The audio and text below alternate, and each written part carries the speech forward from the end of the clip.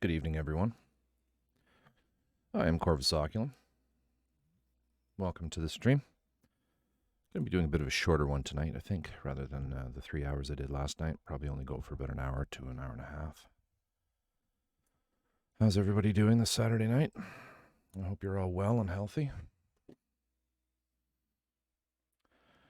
This evening we're going to be continuing on the Waldo from more or less where we left off last night. We worked on the chipping of the hull, the top of the hull.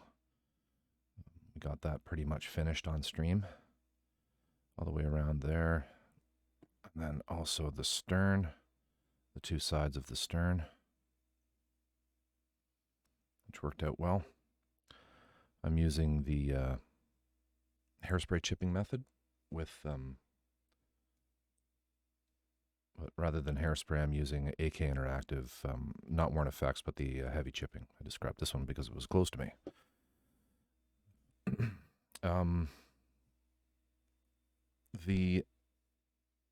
This afternoon I worked on what I didn't finish on stream, which was the top of the back here, as well as this back railing.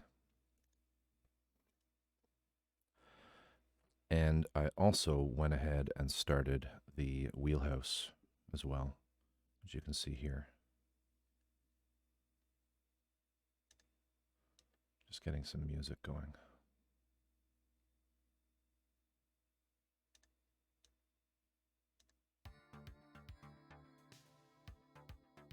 There we go. Yeah, so we finished the wheelhouse. I did that this afternoon, as well as this deck grating here. Got that all finished. What else? Oh, I painted the interior, which is very difficult to see. It's sort of inconsequential, the inside of this thing. Doesn't matter a whole lot because it's going to be kind of covered up with the roof, and you'll really only be able to see it a little bit through the windows once I remove the masking tape. Yeah, so probably don't need to go into too much detail with that, but there is some diamond plate down.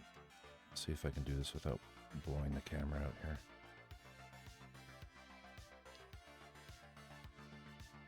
Yeah, you can kind of see there, some diamond plate down there. So just weathered it slightly. So I think what we'll start with is removing this masking tape that I put in. This was just some lazy masking to keep any yellow overspray out of the inside.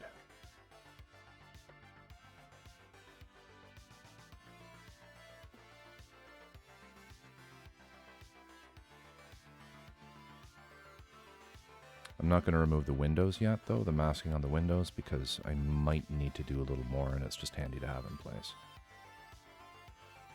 What I do think we can remove, though, is what I put on the deck. So let's do that.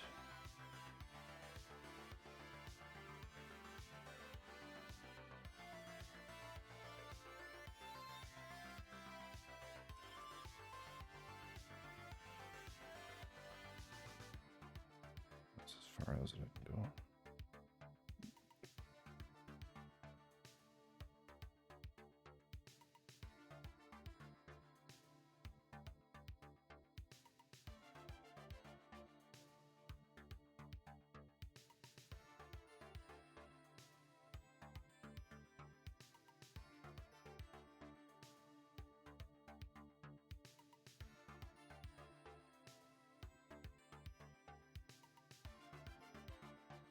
Okay, sorry, just straightening some stuff out in the stream.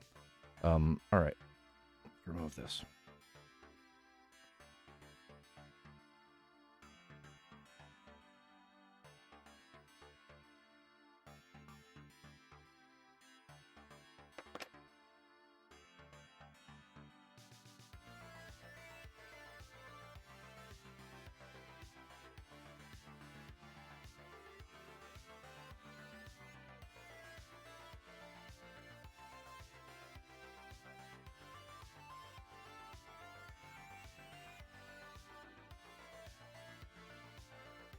And what I'm hoping I can do is actually fit it into the two resin hull sections. See what it looks like. Temporarily.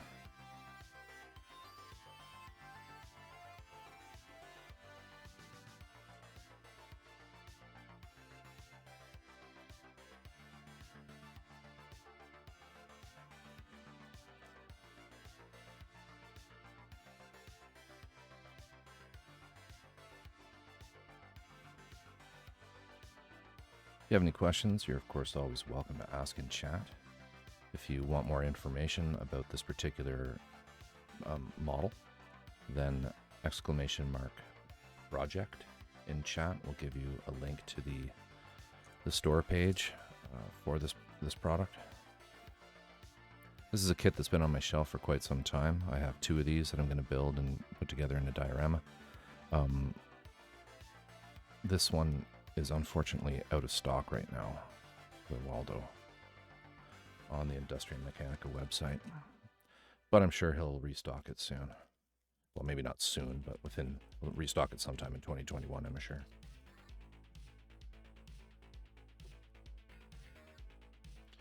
Yeah, so that's what it looks like. Sans masking tape.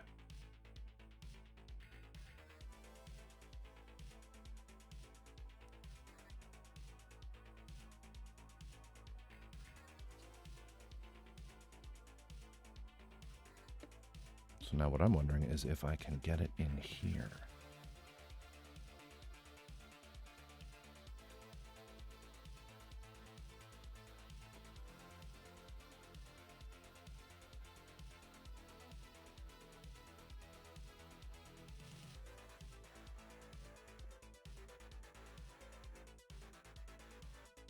Sorry if I'm a bit off camera here.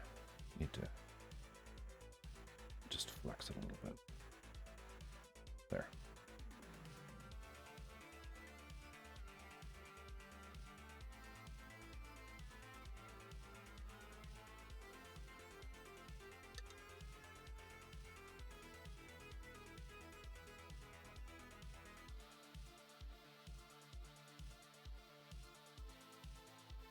Yeah, and there you go.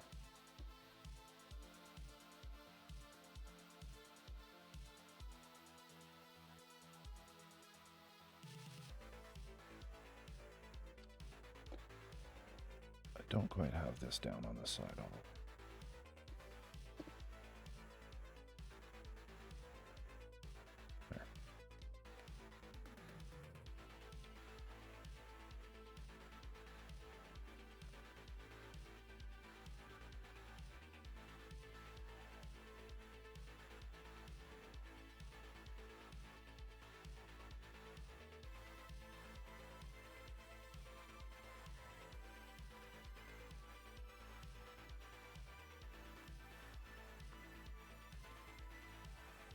Very nice. I'm happy with that.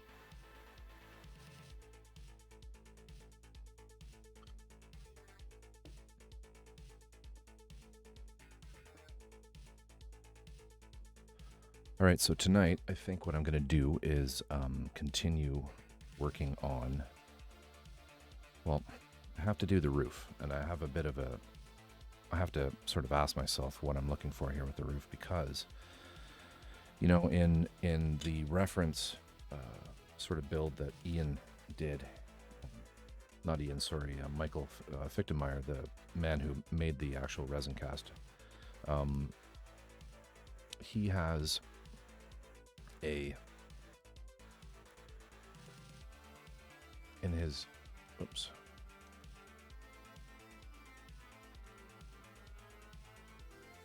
Let's go to his full screen here. Can't remember how you do that. I think it's Control F. Yeah. You know, on his yellow version, he has a he just left it sort of as rust, which I'm kind of tempted to do. I mean, that actually looks pretty good.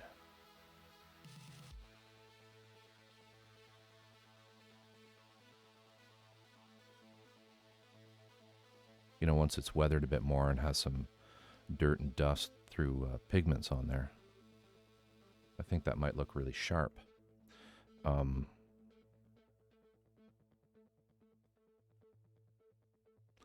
then I'm also wondering if perhaps a single yellow stripe, or maybe even just the front of it being yellow, might look neat.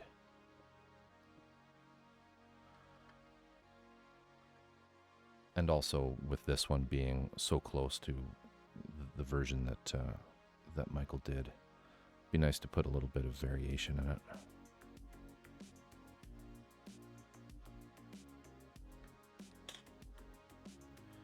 Decisions, decisions.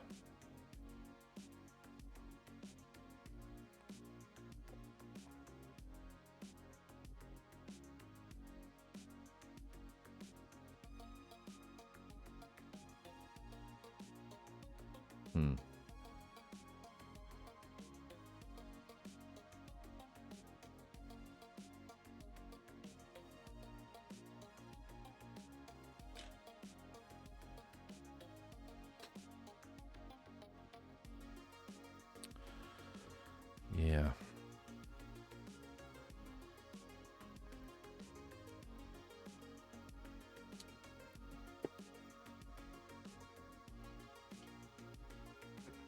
Anyway, how's everyone doing? I hope everybody had a lovely Saturday, a lovely weekend.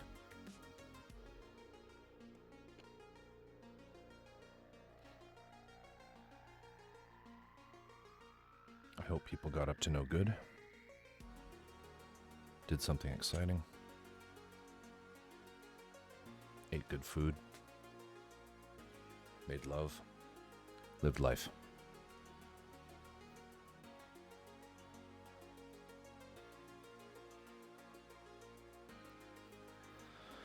Yeah.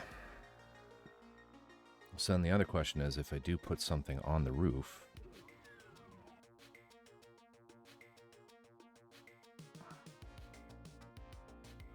will I need to remove this piece?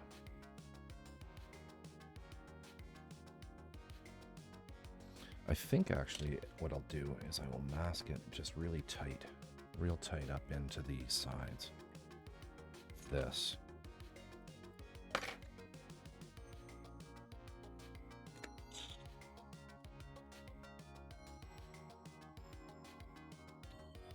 Yeah, this will probably work. Need to make sure we get it straight though.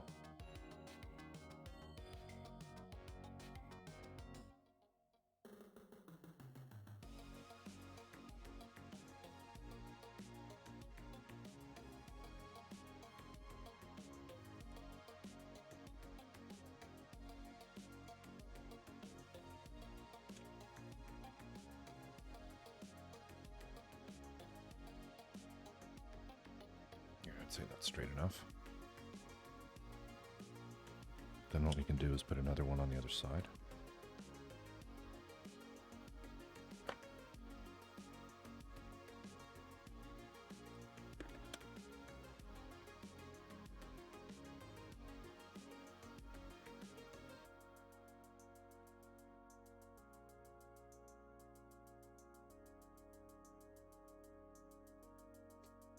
Or maybe I should put it over here.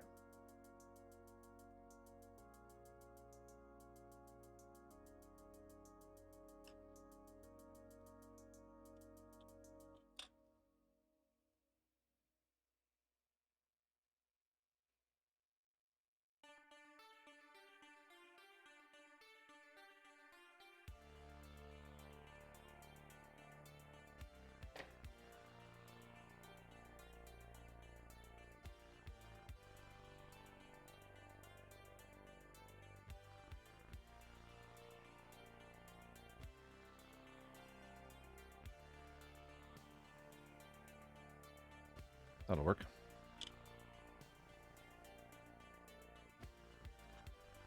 Yeah, I think that'll be cool. Let's do that. And now let's just get some of the bigger masking to it.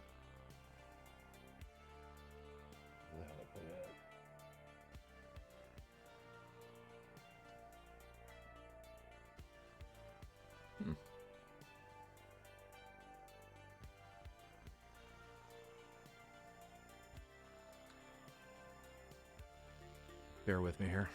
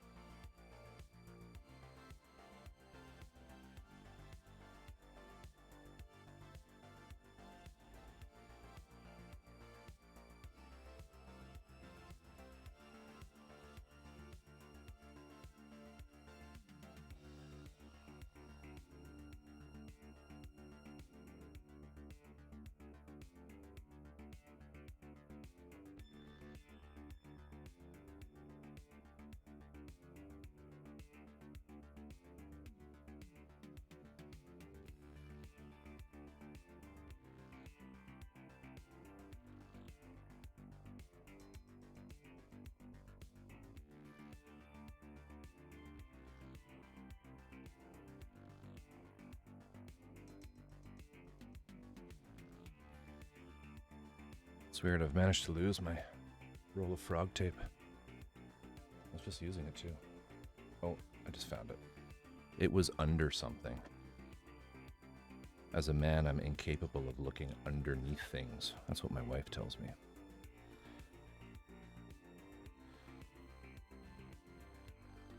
I tell her it's not true, but it's absolutely true.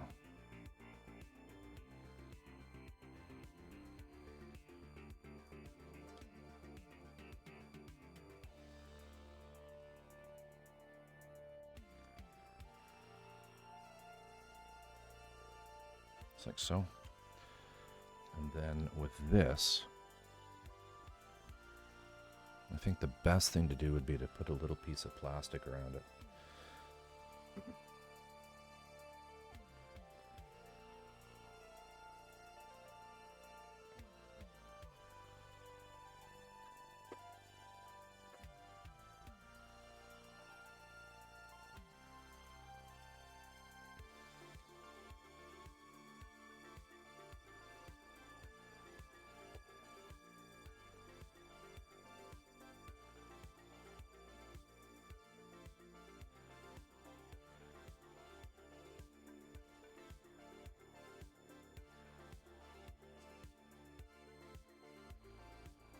Territory 23, welcome. How are you tonight?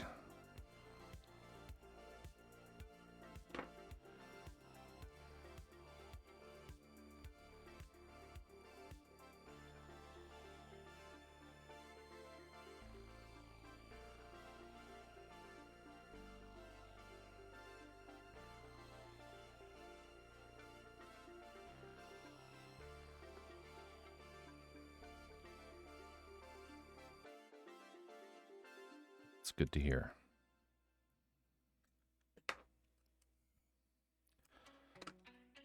Just let me do this and I will catch you up.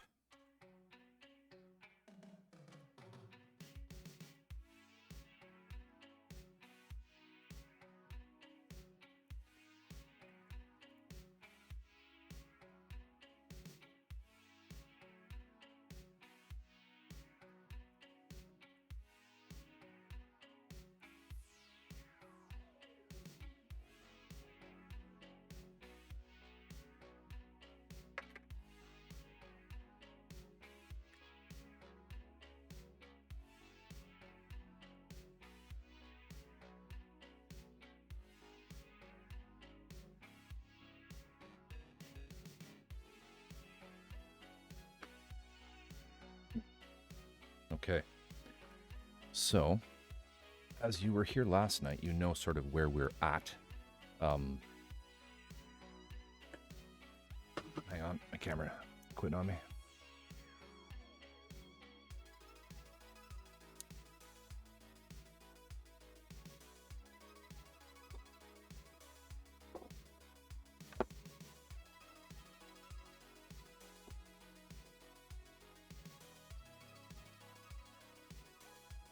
Hang on a sec.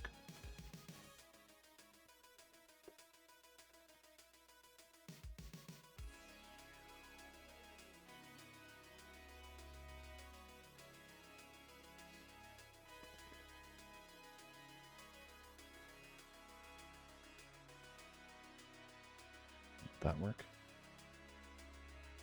No.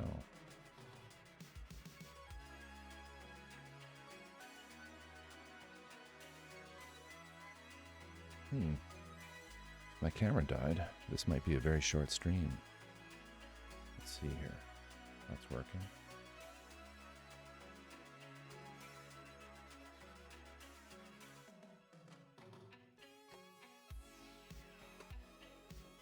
It was acting up last night too at one point.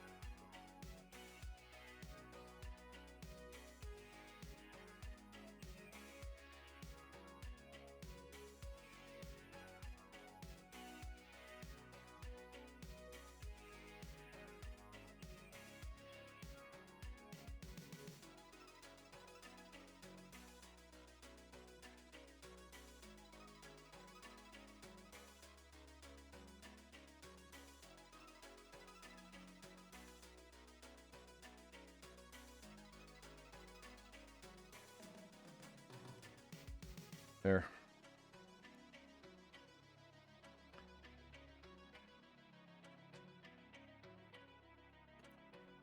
It's a cheap capture card that doesn't work that well. I should probably invest in some non-AliExpress gear. If I keep going with this, I'll do that. Yeah, so anyway, hopefully you're still there. So we finished the chipping all around the sides of the Waldo last night, and I did a little more work this afternoon on it and finished the wheelhouse, which you can see there. That deck grate that you can see there, this here. And I forgot to wear gloves. And I also did the back, this back shelf here, as well as the railing. And we also removed all of the masking tape that was on the hull. So now the question is, what should I be doing to finish up the cabin's roof? And I think I'm going to leave it pretty much just rust colored, with the exception of a yellow stripe across this part, which is sort of about 3/4 from the back. So I'm just masking off the those front lights, and then this like radar type structure at the back here, just using a cut up little piece of bag. And so we'll just tape that all down and make sure that none of the paint can get under there.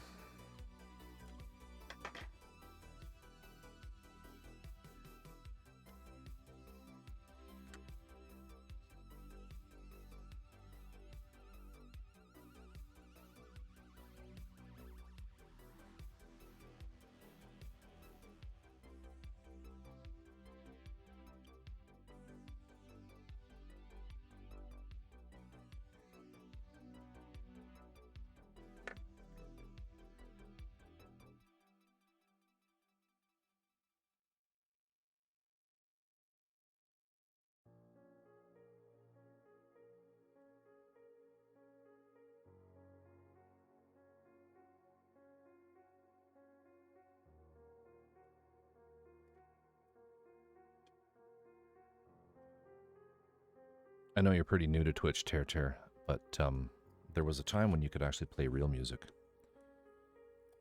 You know, like just fire up Spotify and play whatever you wanted. But they started doing copyright strikes for playing or broadcasting, even, you know, on a live stream. Copyright music. So it's funny, come November, everybody switched. All these people who were doing song requests and all sorts of fun things just had to stop. And then there was the great, you know, debate as to what music do I stream. And everybody found some copyright-free music, which is what we're listening to. I had a very hard time finding stuff that suits my taste. I like kind of laid back, lo-fi, electronic music. But, you know, like synthwave and stuff like that. So,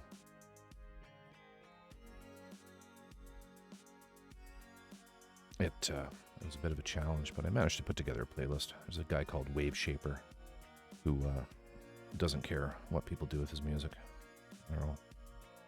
Out there, he said on a few times on tweets that people have asked him, is it okay if I stream your music as background to Twitch live streams? And he says, yeah, go for it. So I figure that's enough.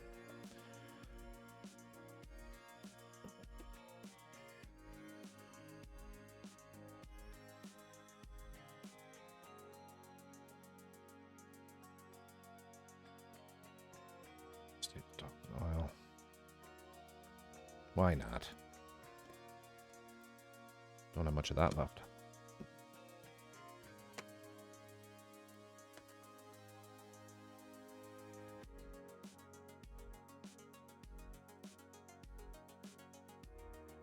Yeah, I mean, most streamers will use background music. It's just all of a sudden everybody was left in the lurch thinking, well, shit, I've been playing like you know, popular music as well, or, you know, like classic rock. And all of a sudden, you know, you're like, no, you need to find something that's free. And a lot of free music, it's not good.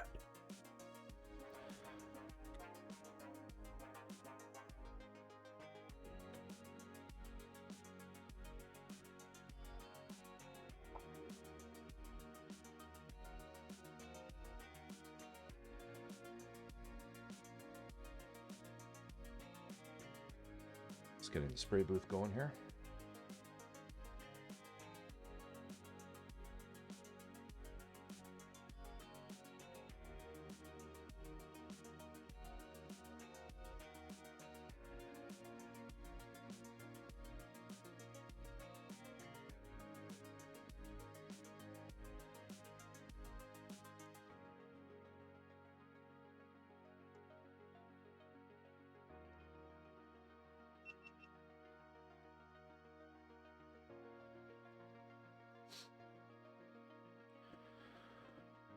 And it's upside down. All right. We'll switch to that and fix it.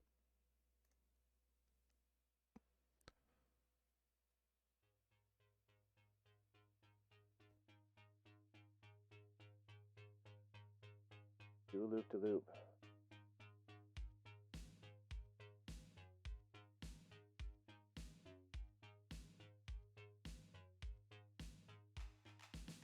What's that?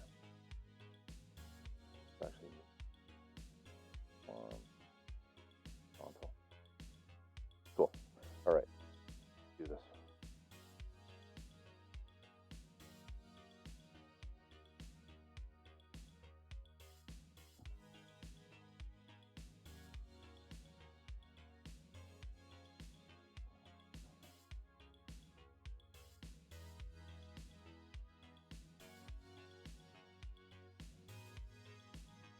All right.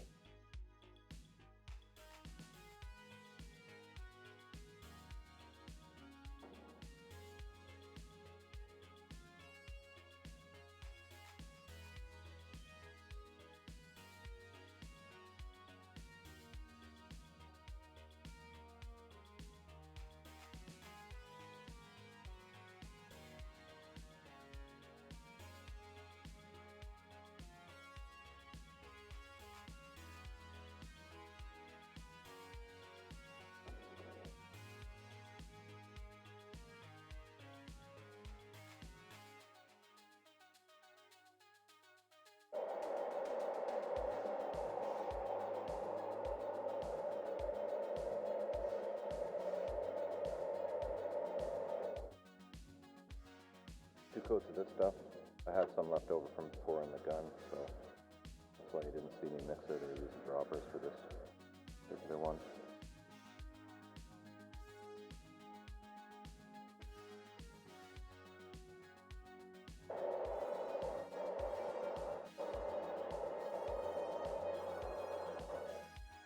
Right off the hairdryer, and we're ready for paint.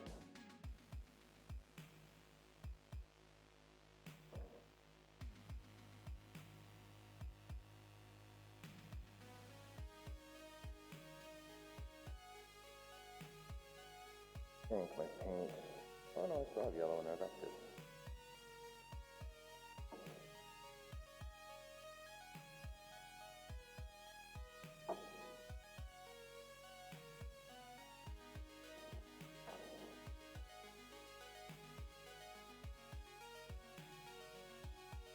Don't need much. 1, 2, 3, 4, 5, 6, 7.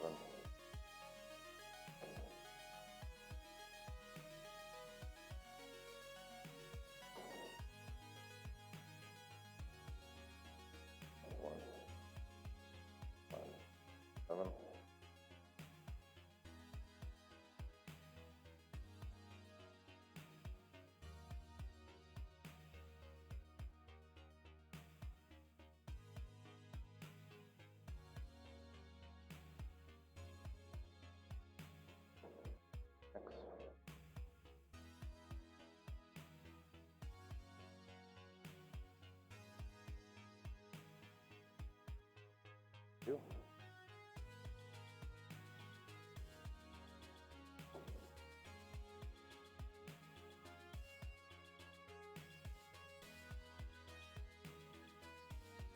Tape don't stuck down or it'll be bad.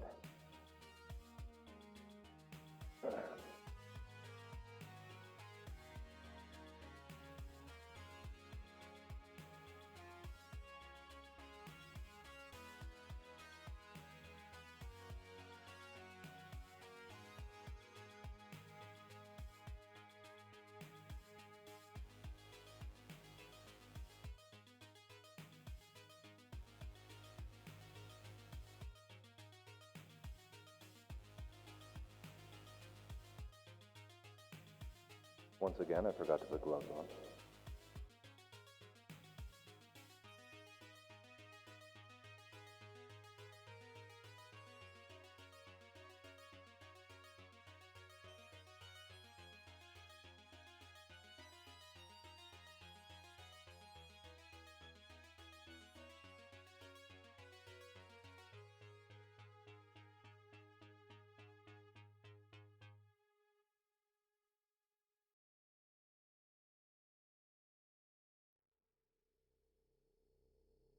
Okay.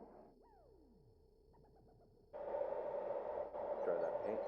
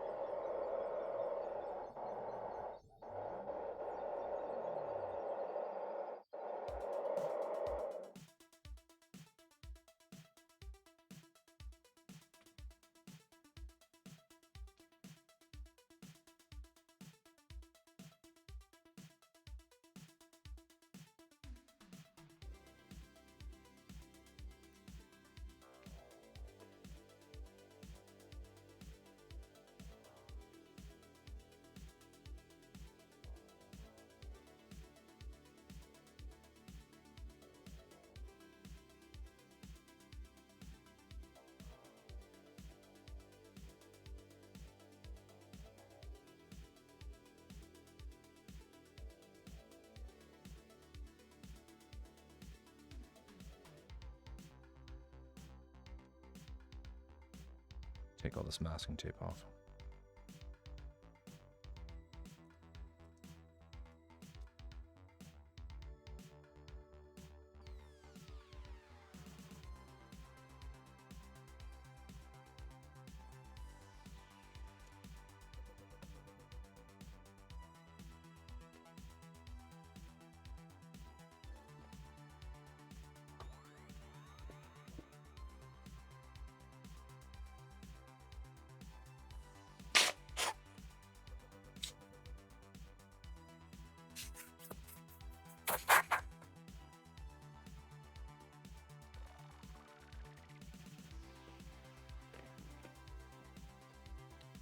Glove inflation tool.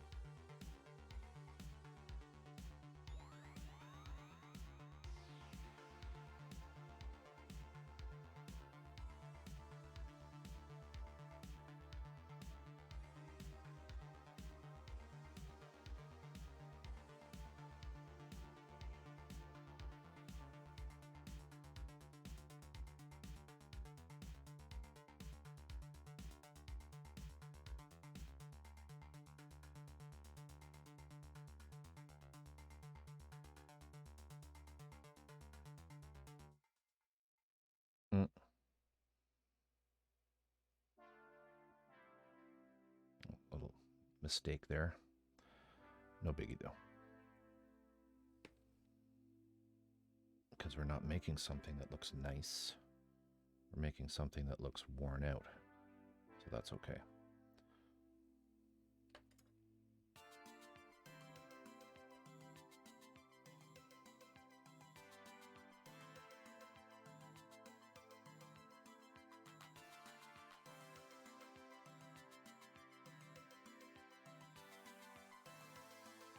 Cool.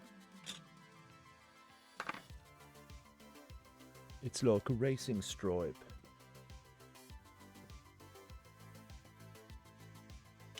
Get some new water.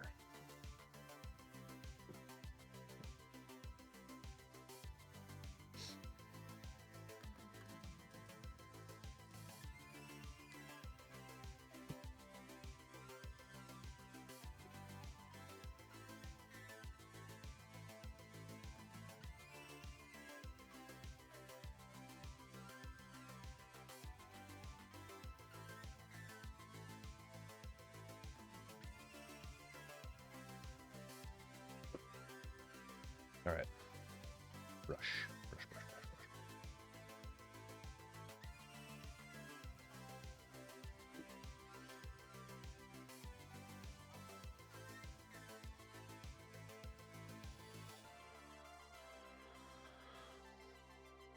Get it all wet.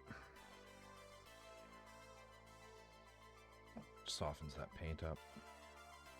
And then this piece, it kind of goes to reason that this is going to be, you know, being with it on the roof, it should be pretty weathered. Maybe I'll use a big brush and see what effect we get with that.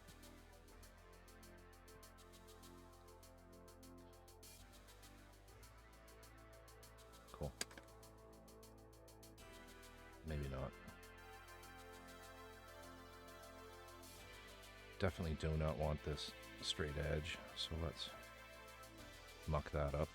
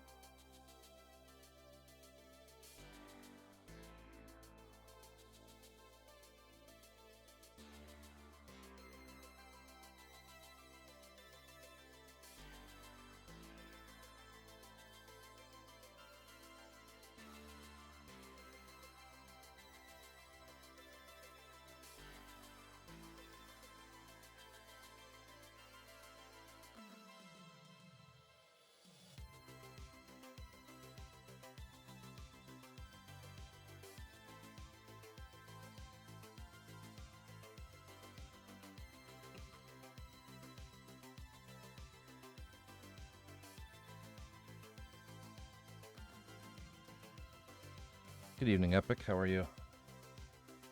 How's your day going? How's your night going? How's life?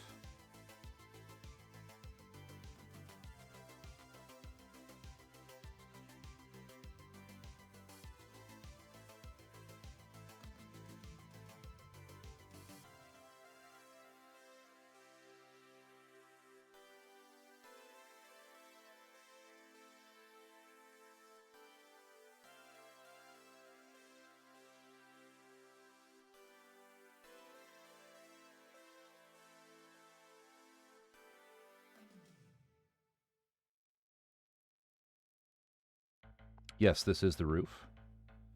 I can show you where things are at just as soon as I finish this. Made quite a bit of progress with it today. Finished the wheelhouse as well as the took the masking tape off of the deck so you can kind of see what it looks like more or less assembled now.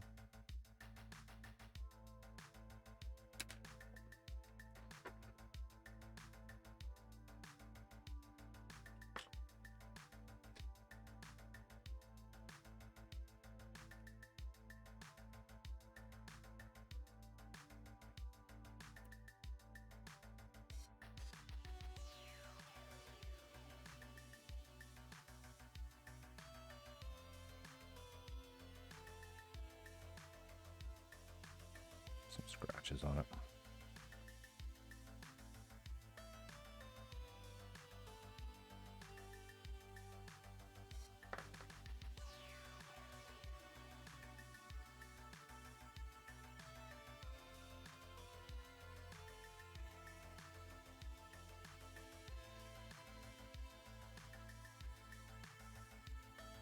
I don't like how clean these lines are.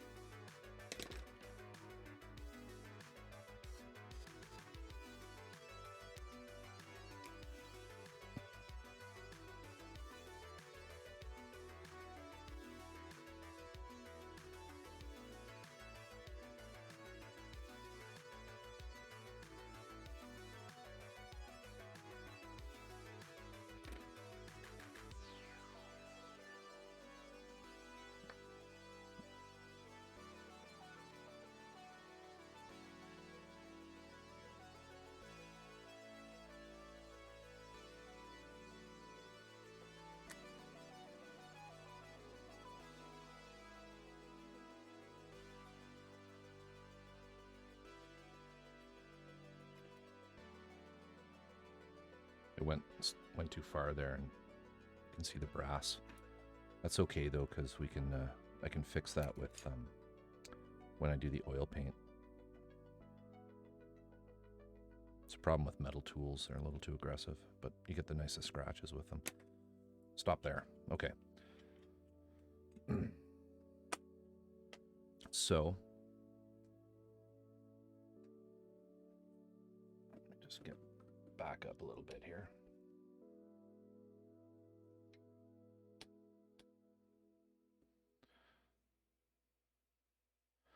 As I mentioned, I finished, last night we finished all around here, and these pieces, that and that. This afternoon, I was able to finish the top of the stern, stern deck, whatever you call that.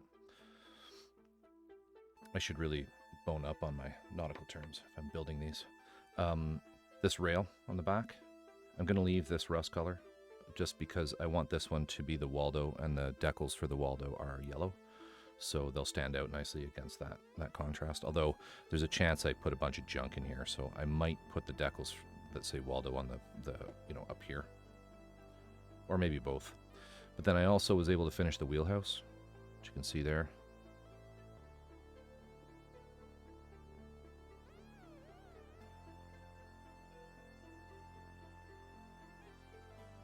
And a very simple sort of, that's actually probably the best view of it, a very simple paint job on the interior. You're not going to really see the interior once the roof is on it.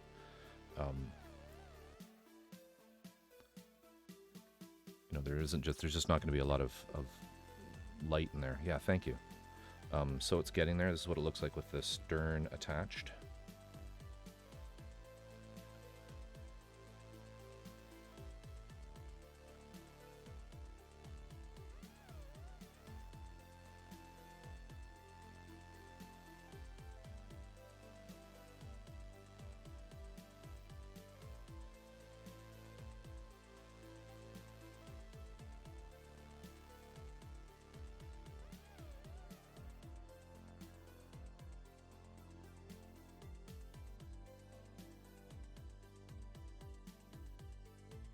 I'm pretty happy with that.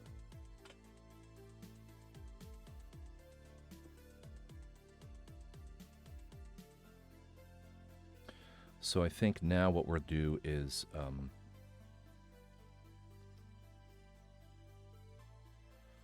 what are you planning to build around it as a background?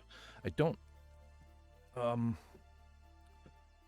the idea that I had is similar to the diorama that you saw last night, if you were here towards the end with the desert scene and the Rook mech on it with the billboard.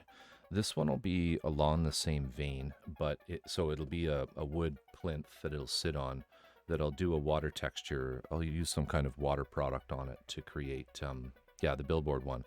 So same idea, same type of diorama. I don't really like a background, like a vertical background coming off the dioramas. I don't know why, maybe it's just laziness. I don't really want to paint something like that, but I think it's going to be a plinth, a piece of wood with resin. You can get like resin water effect to make it look like it's the ocean. And then I'm going to have some old mooring kind of posts coming out of that'll have, you know, barnacles and stuff stuck down on the bottom. And I'll have the Waldo attached to that, sort of anchored against it. Very similar to the reference one that Michael did from Industria Mechanika. Similar kind of concept. I might also add some stuff in the ocean, like maybe some, yeah, diorama. Maybe some pipes or some like as though it's come up alongside of, I don't know, like some old diesel punk piece of underwater pipeline or something, and these guys have arrived to make repairs or something like that. I'd like there to be a bit of enough material in the scene to sort of create a story in the viewer's mind. God, that sounded cheesy.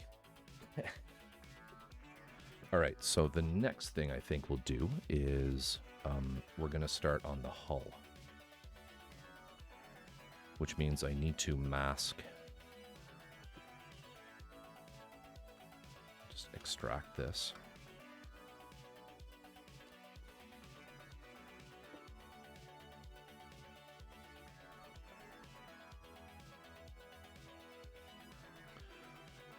So on the hull, I'm going to have it very worn paint-wise. I'm going to mask out the yellow, and then we're going to apply not the heavy chipping fluid, but I'm going to try this Worn Effects one. And I'm going to use, I'm not going to paint it quite as solid as I did the yellow, because I want it to, again, be very worn out and kind of graduated. So I want it to be more worn out towards this part here. So I want my color really to kind of start about there and stop up here, if that makes sense.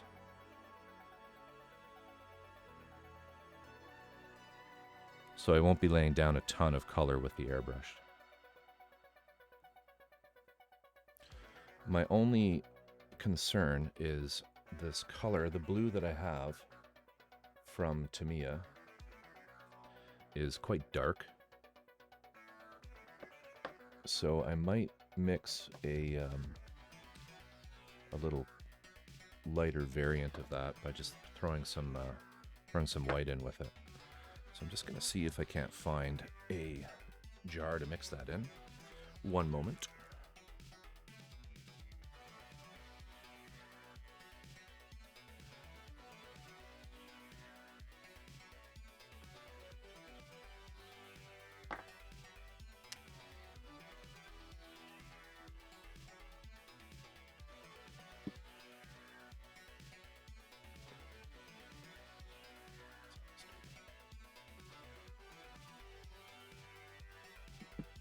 So I got one here. Just gonna put some lacquer thinner in it because there's a little bit of color left in there.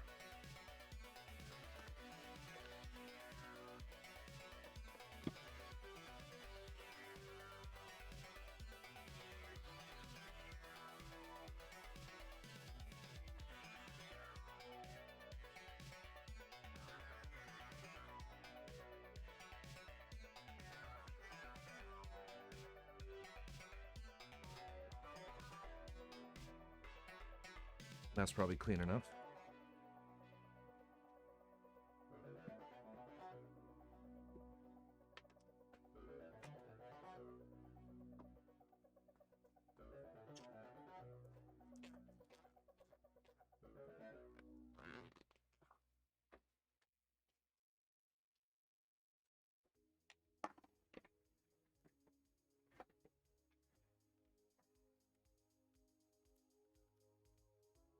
Okay.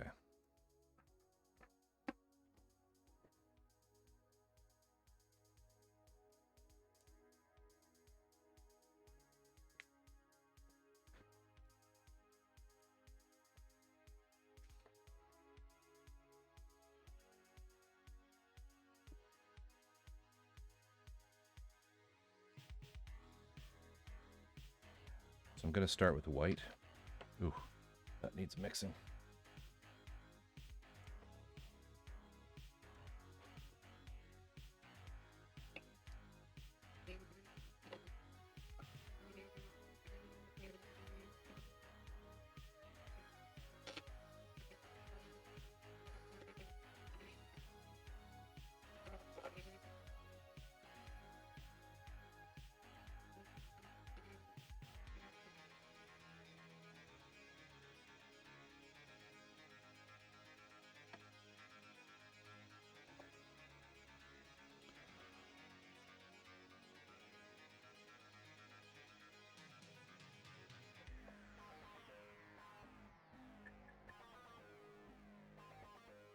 I'll do 2 mils of white.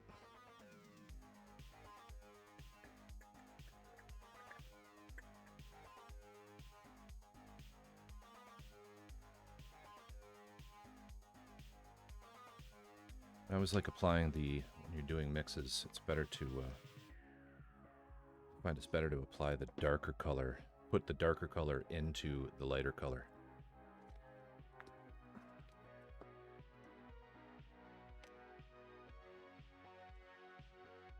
Just in case, let's...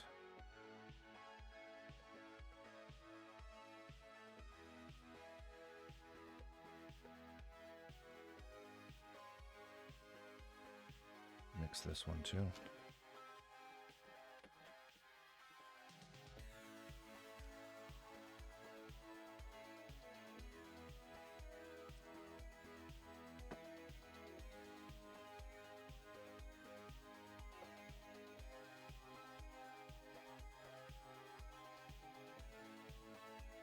We'll do 1/2 ml of this.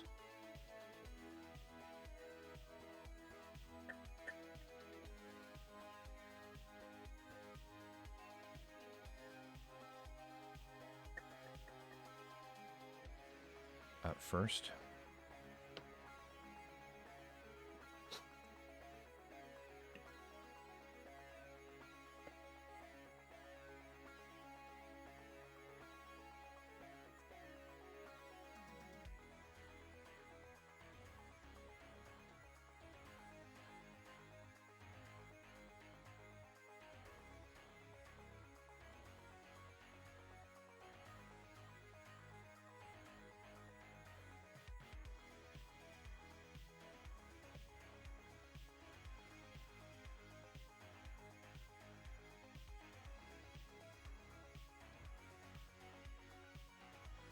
I think that's all we need. I think that's pretty good.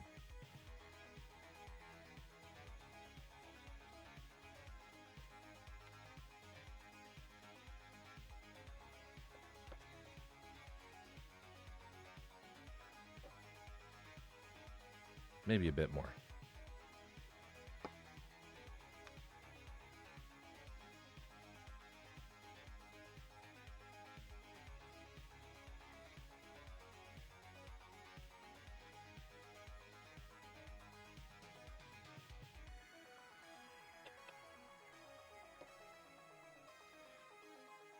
Rage every time.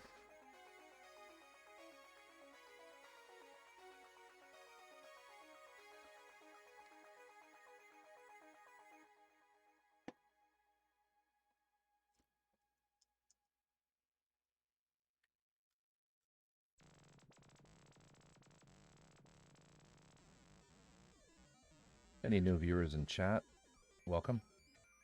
Currently working on a resin kit from industriamechanika.com called the Waldo, which is a futuristic science fiction floating sky tugboat type thing from the mind of illustrator Ian McHugh, mastered in collaboration as a resin kit with Michael Fichtenmeyer of industriamechanika.com.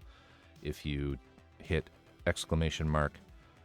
!project in chat, it will give you a link and some information, link to the website where, when they're back in stock, you can purchase one of these kits if you are so inclined.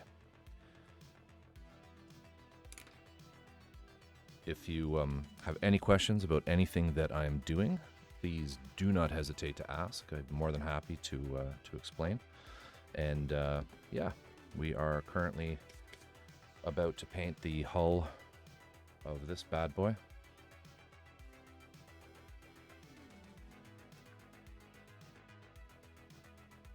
That kind of goes in there.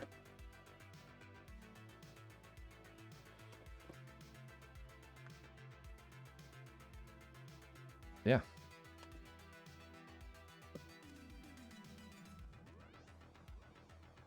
Way. That's what the wheelhouse looks like. The windows have masking tape on them. They are clear. And there is details inside that'll go in at the end. There's a pilot's chair and a pilot and a command console. All right. So what we're going to do now is, with that, let's put this paint away that we just mixed. Give it a good shake.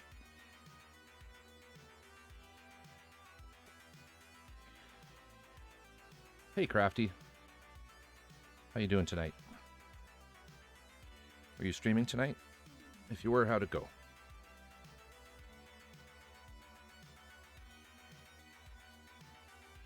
Good to see you again, as always.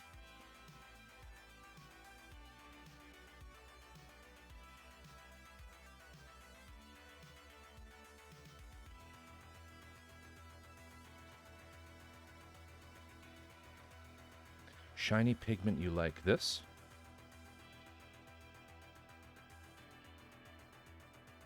This is a blue paint that I mixed that we're going to be putting on the bottom of the hull and weathering it off.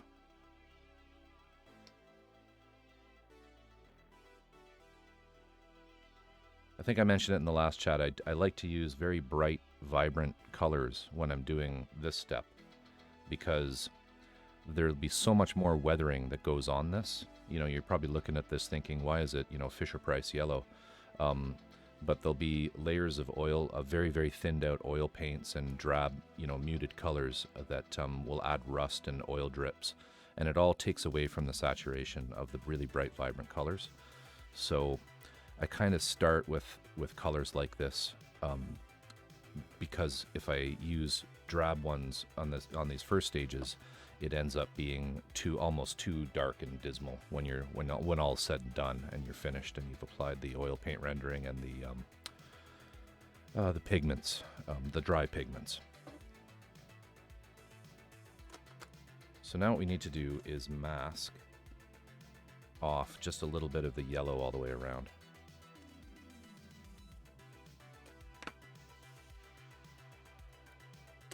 Masking is always tedious. I don't really like doing it on stream because it's boring.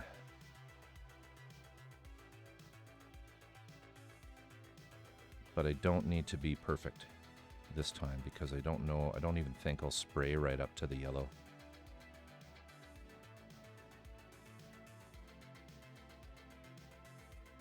Nice.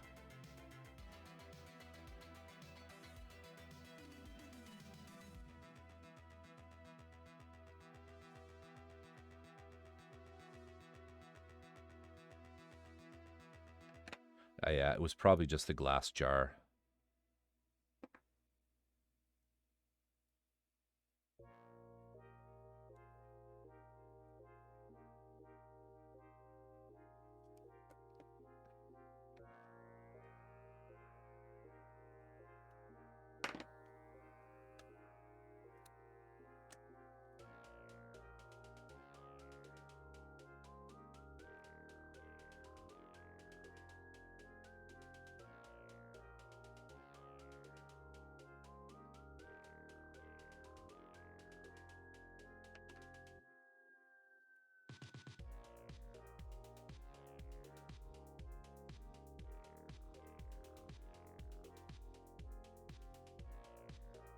Emotes. I'm so new at this and far from doing emotes. Can barely work OBS. Although I'm proud of my overlays. I did a good job with those. They're not 100% me, but I kind of tweaked them as much as I could to what I wanted.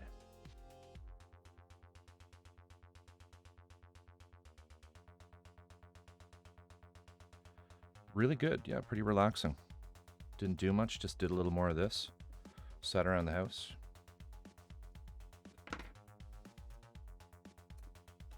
Watched some TV at some point.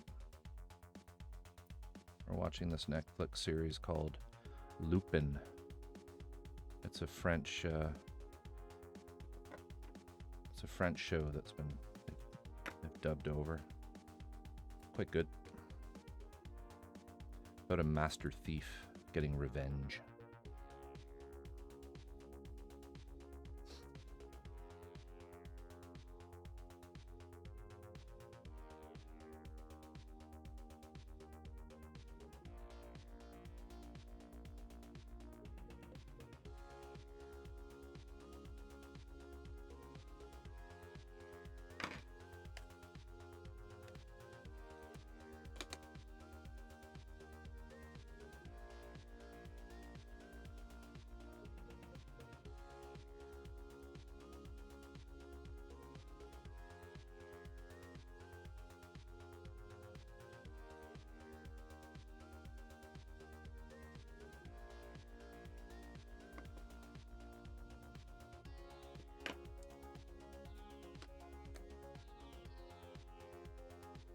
Yeah, tell me about it.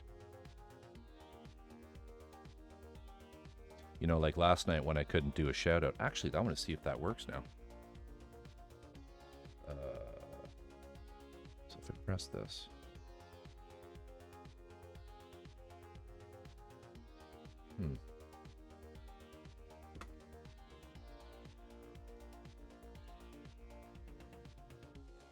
Now my stream deck's freaking out. Ha.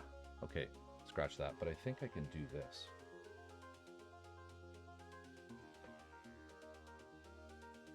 Let's do it in this.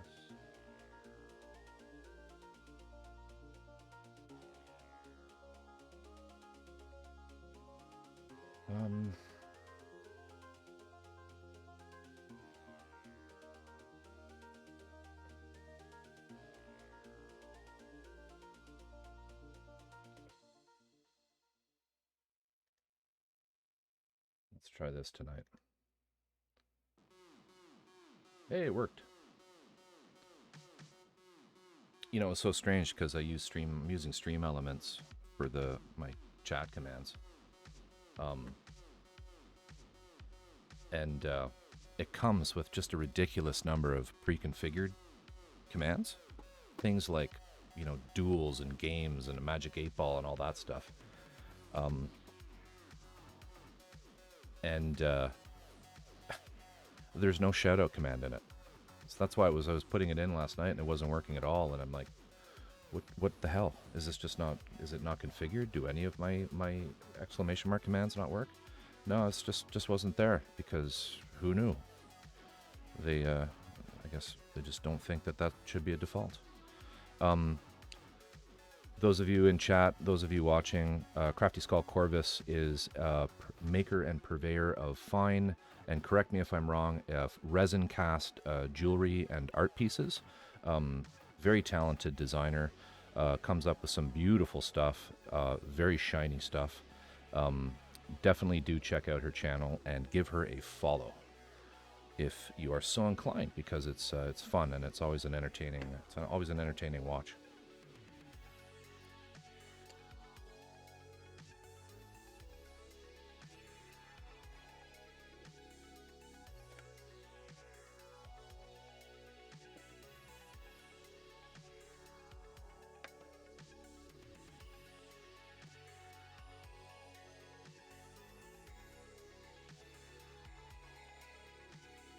I have enough brush control that's probably enough masking. I will just put a piece. Well, yeah, it's better safe than sorry.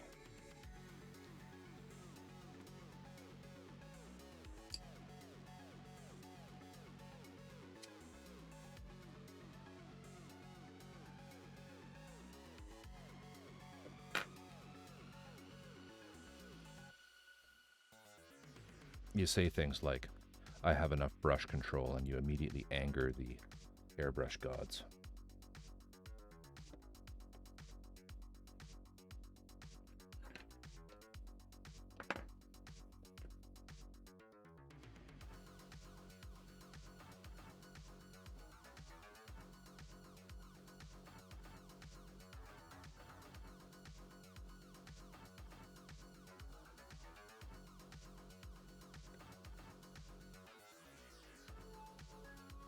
Yes.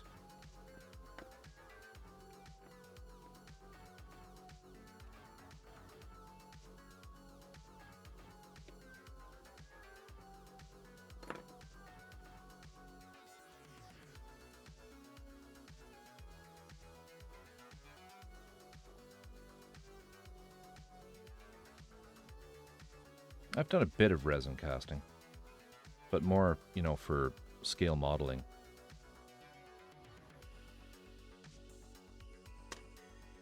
You're so right, so many commands, but not the shout. Yeah. Or any of the stream ones. Yeah, it's weird. It's super weird. But figured it out. What didn't work was I have a stream deck, and I was trying to, there's a plugin that lets you have a shout out button, but that didn't work. Oh well.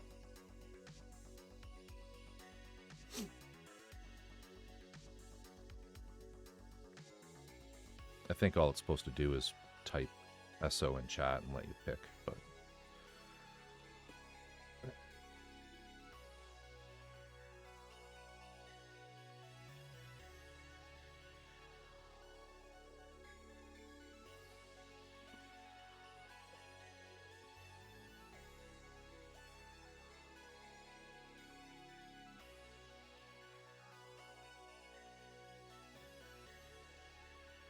I'm wondering for this if it might be worthwhile having these two pieces attached.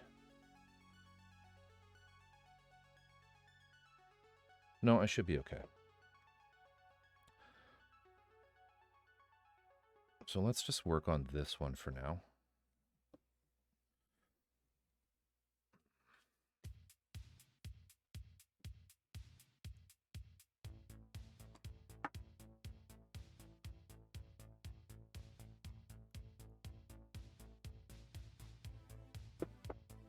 The resin casting I've done is more along the lines of scale model work. Nothing pretty like what you do.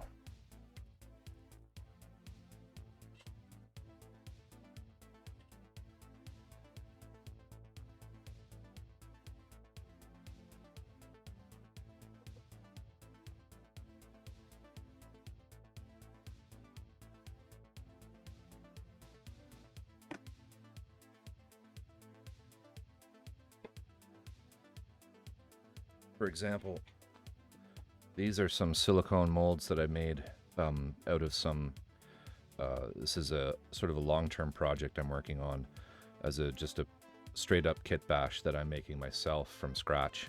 These are some of the parts for it.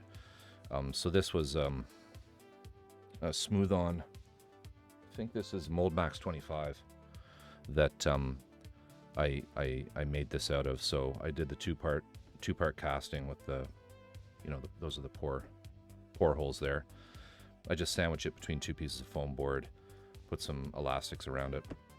I do have a vacuum degassing chamber. I do have a pressure tank and a pressure chamber, so I can vacuum degas my silicone, and then I can pressure cast the pieces, so I don't have any bubbles, which is nice.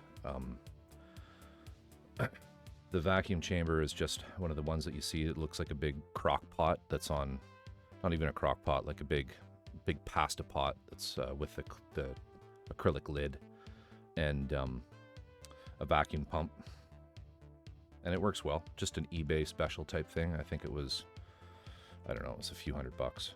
And then the pressure tank is one of those pressurized paint tanks that you it had the crank type thing at the top to mix it.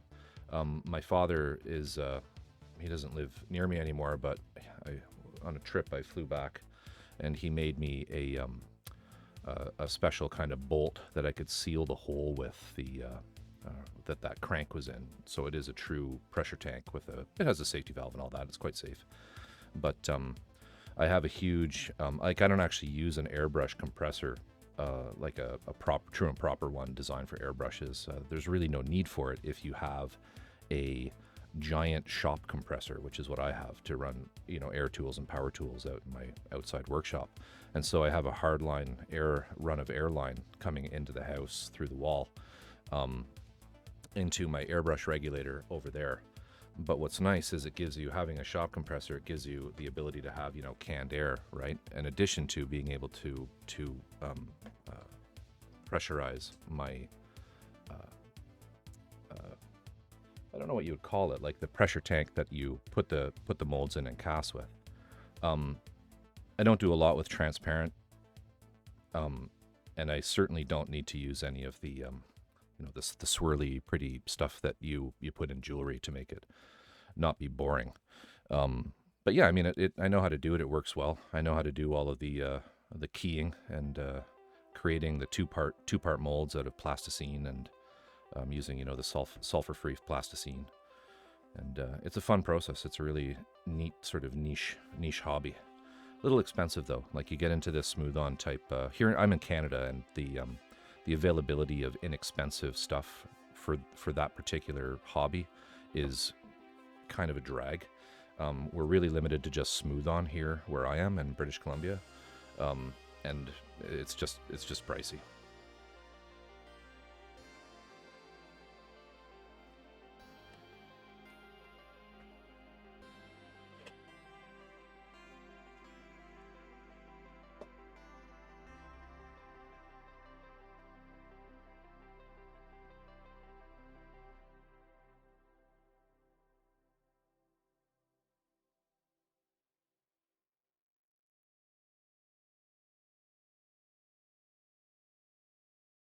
Pressure pot, that's the word I was looking for.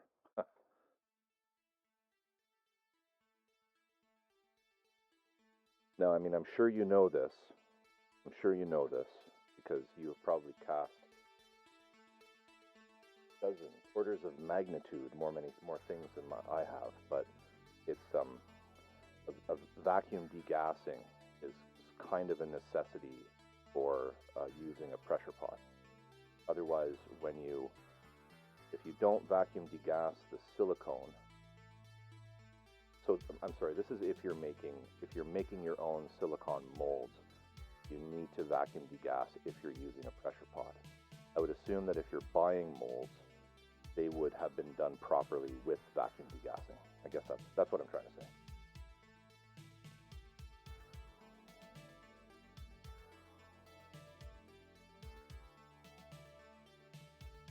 It's really weird if you don't vacuum degas the silicone when you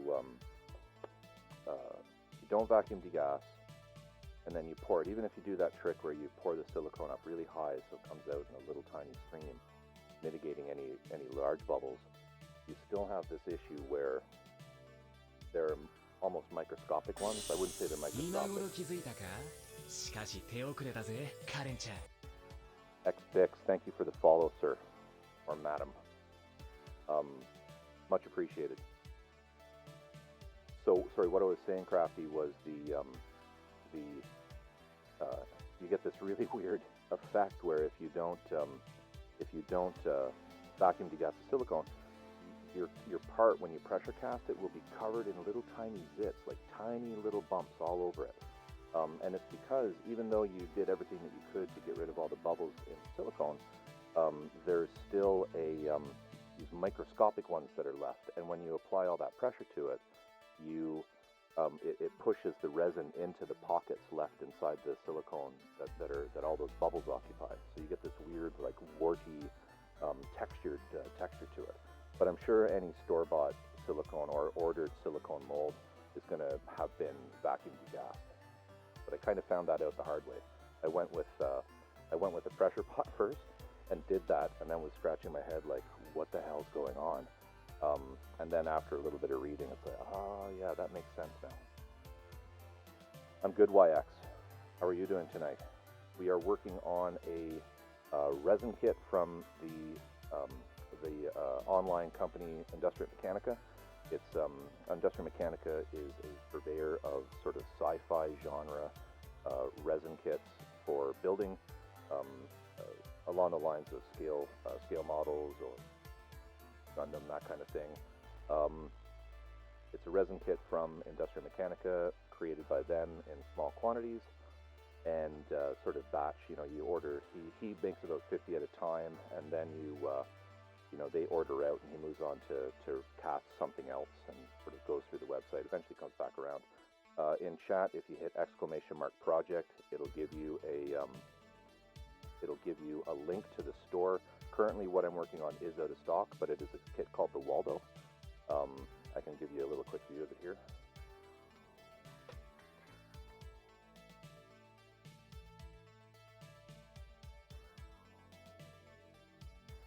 Just to give you a rough idea of what it looks like, I've got some masking tape and stuff on it right now. But feel free to check out that link. You can see it there.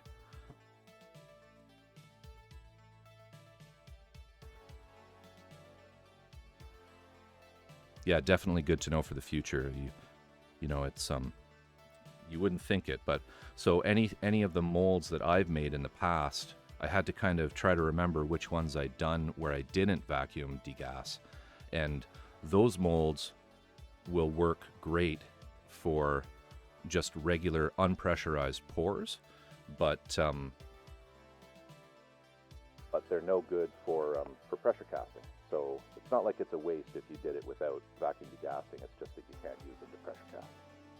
And I wanted to pressure cast because I wanted to make very small parts, and you kind of have to pressure cast for anything tiny.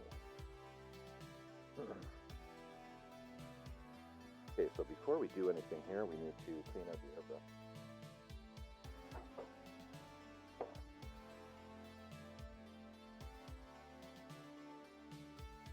How's your evening going? Fix.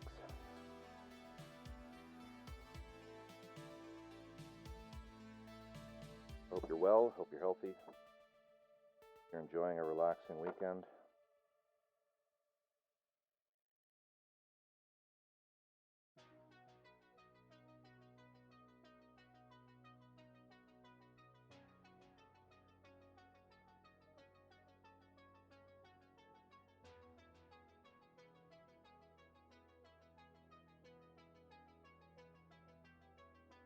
Cardinal sin of not cleaning my airbrush after the last time I used it.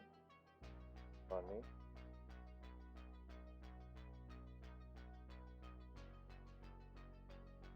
Nothing a bit of lacquer thinner can't fix. No worries.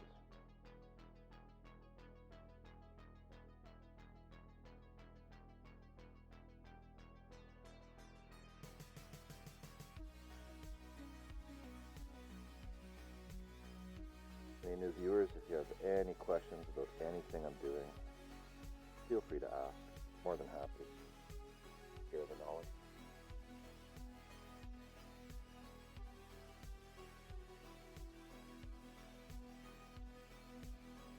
I do indeed have children.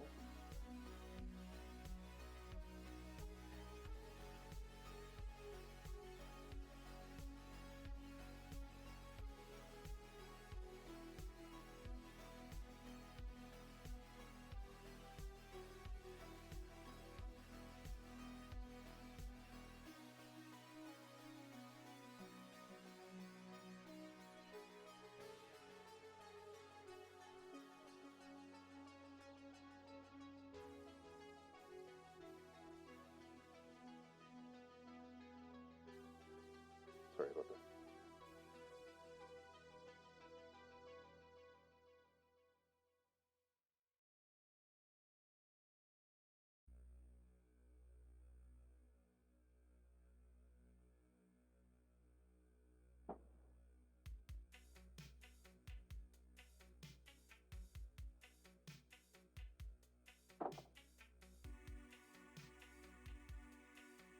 Got a bit of leftover dried paint here I needed to deal with.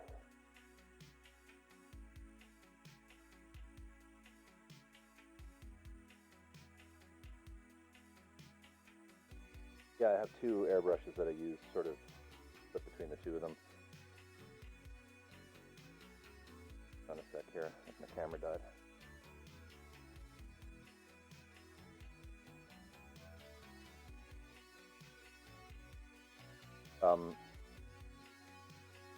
This is a Harder and Steenbeck Infinity CR Plus. It's my more upmarket one that I use predominantly now. It's of course a a dual action airbrush, so that pressing down on the trigger lets the air come out, and then pulling back on the trigger pulls the needle out. So pressure, paint, amount of paint that you get. What's nice about the Harder and Steenbecks is it has interchangeable cups, so you can take this cup off and put on a larger one if you need it. They have lids, of course. It also has a changeable front tip, so right now I have sort of the fork tip, but I can pop that off really easily, like so.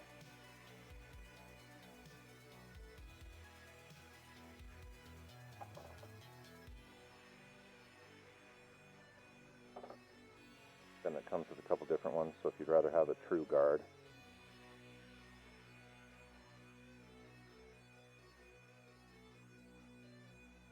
So that way you're worried, if you're paranoid about the needle, you can put that guy on. So, I mean, airbrushes for the most part, even the least expensive ones, they still work just as well as the higher end ones. It's really these extra bells and whistles that you get when you spend more money. This one also has what's called an aperture. I can show you if anybody is in the market for one. So here on the back, there's a little dial and a scale on this gold piece. And what it does is I can actually turn this and then click this in, and it'll limit the amount of trigger action that I can apply. So it's handy if I'm dialing in a really fine line. I can, as you can see, I can make it so that I never accidentally overspray a huge amount of paint. So it's a nice little feature. Or if I'm dialing in a perfect line, if I'm doing art airbrushing, it's really more useful for that. And I know the exact line width that I want. I can dial that in, hit that button, and I'll know I'll never accidentally have a big blast of air if I have a spasm in my finger or something silly. And you just pull it out to release that. My other airbrush that I started with, this guy here, which, you know, if you're new, if you're thinking about getting an airbrush and you don't want to spend, you know, $400, then, you know, about that's 400 Canadian, so around 300, I believe, American. If you don't want to spend anything like that, something like an Iwata Eclipse HPCS, this airbrush is absolutely ubiquitous. You know, there's probably millions and millions of these in the world. Doesn't have all the features, doesn't have the aperture, only comes with the one tip. This one also comes with two sizes of needles. It comes with a 0.2 and a 0.4 size needle. Honestly, unless you're painting with ink, you really never need a needle smaller than, I would say, 0.3. In fact, the really small needles can be very problematic with regular paint. You'll find us clogging all the time. Smaller needles don't make anything more precise, really. It's kind of a misnomer. But the HPCS is a great, you know, trooper of an airbrush. It's absolutely built like a tank, and it paints beautifully. I still use it, still grab it all the time, paint with it. Right now I've got my chipping fluid in it. But it's what I started with, and I still use it quite frequently. Well, actually, I shouldn't say it's what I started with, but it's the first gravity feed brush that I got, and it's the first dual action airbrush that I got. I have a Pash. I actually started with this. It's a Pash Type H, sorry, which is a siphon feed. So the air running over the tip of the needle sucks the paint out of the cup. Whereas these gravity seeds, they gravity, it just puts it in front of the or behind the needle. These ones aren't dual action. All you can do with a single action brush is control the air pressure, and then you have to turn this to adjust the flow of paint. If you're doing like mini painting or scale models, don't buy one of these. They're great for if you're laying down a ton of primer, but you're not going to want them for doing anything sort of fine detail. Something like this would be okay for making cosplay and stuff like that. The main reason being, what's nice about a siphon feed is that can be exchanged with that.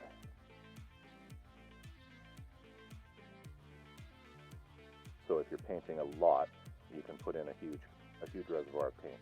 Makes life very easy. You know, painting for cosplay or something would take forever with a little gravity feed.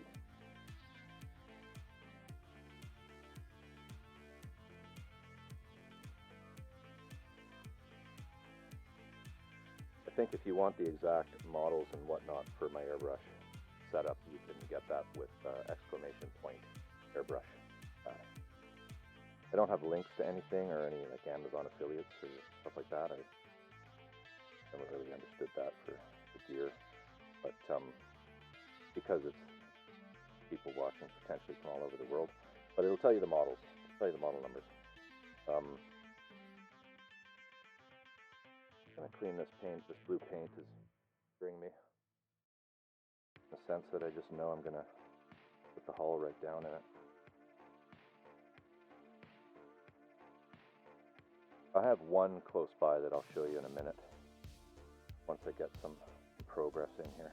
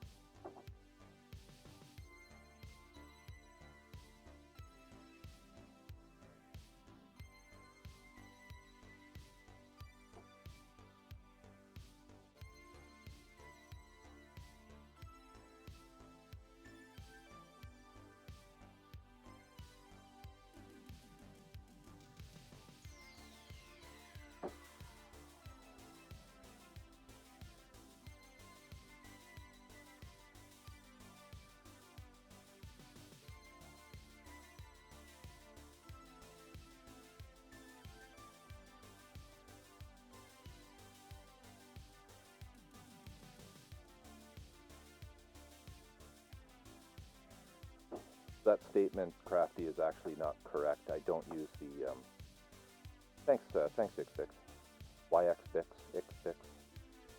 I never know how to pronounce people's names. I don't use the 2mm anymore. I really just use the 4 and the harder and Steenbeck. But those are them if you need to look up models. There's some great airbrush stores, online airbrush stores in the States, assuming you're from the States. In Canada, less so.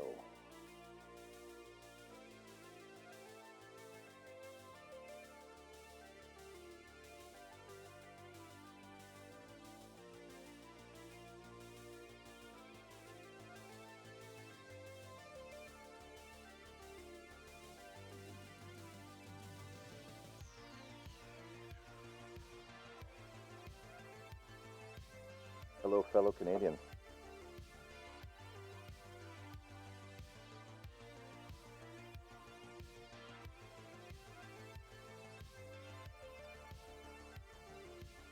Okay, so for the previous chipping,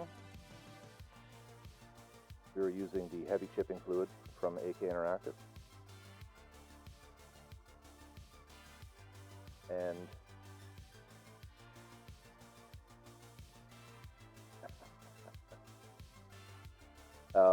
And we're going to be using the worn effect instead of this. So I'm not really sure what the difference is between these two products, but this one I'm assuming isn't quite as harsh as this one. So this is a bit of an experiment. I did some testing previously on it to get that kind of effect, which is kind of what I'm going for, just by using a flat, like filbert brush.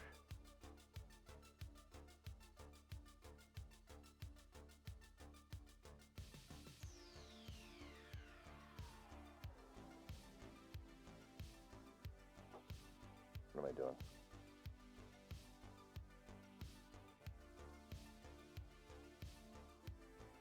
All right, so let's put this down.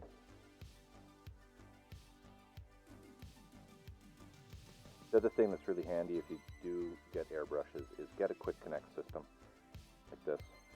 Makes life super easy, even if you just have one, because if you trip over the cable, if you trip over your air hose and your airbrush shoots across the room, it's pretty much toast.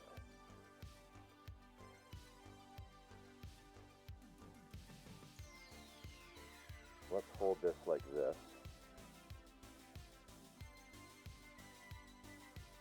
Make sure our masking tape is all laid down nicely. And we will get going here. One side at a time.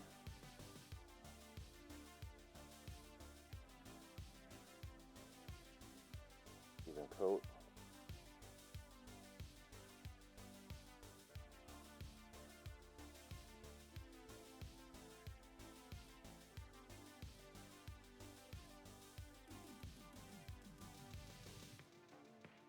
So the idea for any new viewers behind this stuff is it goes down as like as an intermediate layer between the bottom texture and the paint that you put on. So you put this fluid down, dry it out. Be a loud noise now with the hairdryer. Drying it off with a standard hairdryer.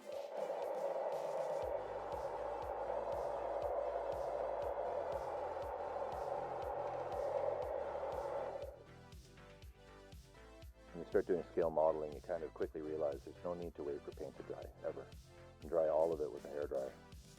Just keep moving. We'll put down another coat.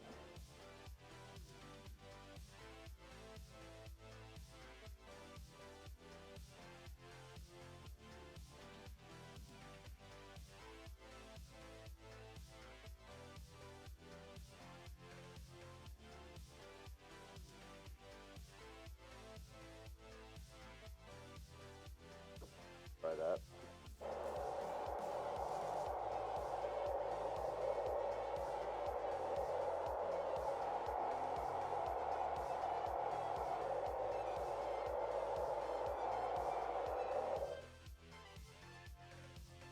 Do a third one. I kind of realize now that I probably shouldn't have sprayed all of this. I might need to respray it, because I find with these fluids you shouldn't try to paint a very large area all at once.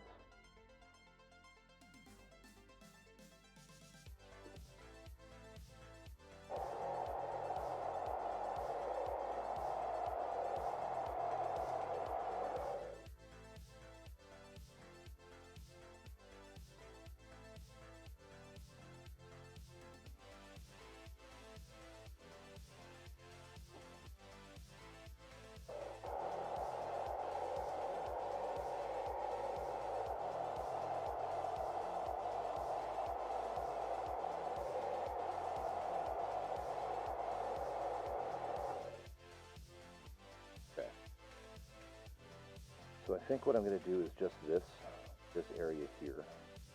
Start with the blue. Move this out of the way. These are just 3D printed stands that I made.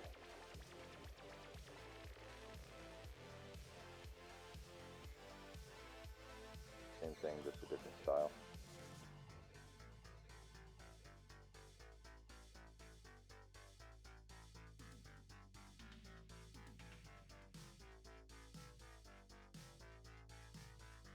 Our mixed blue that we made.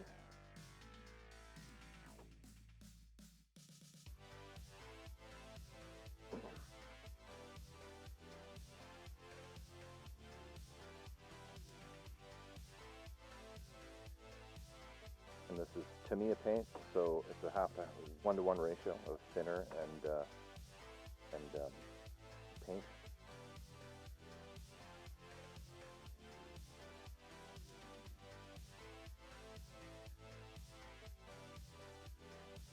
I'm going really light with this color. My camera keeps turning off.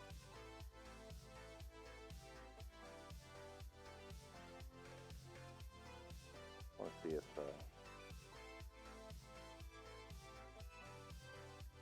didn't be this longer. I had to reset it back to default this afternoon. Trying to figure out what was wrong with it, and I think I've left on the inactivity timer, so it turns itself off after half an hour or something. So I did 10 drops of paint. Where's the clean one I just got? And we're going to do, 10 drops of thinner. We're going to do 10 drops of paint.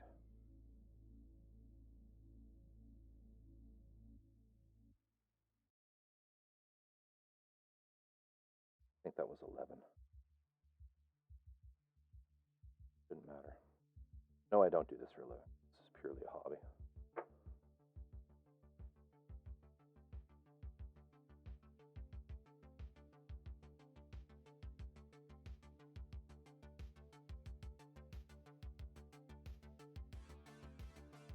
Bubble it a bit. Like this.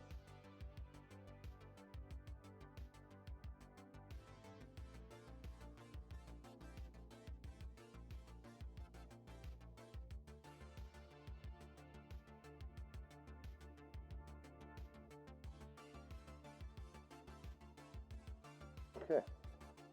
Check that color out.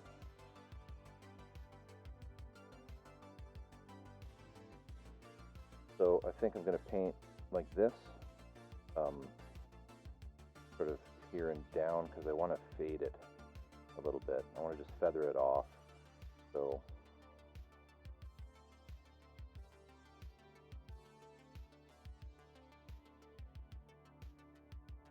like that.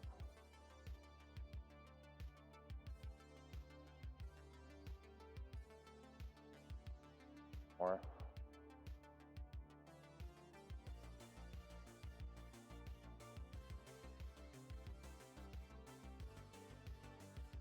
Yeah, if you pinch, if you plug the front, if you plug the nozzle, it will blast. It'll force the air back through the what's called the nozzle chamber, and then back up through the paint cup. So you're forcing the air instead of going out the tip. It comes back and up out the top here, and you can kind of cheat. It's a little cheaty way of mixing your paint.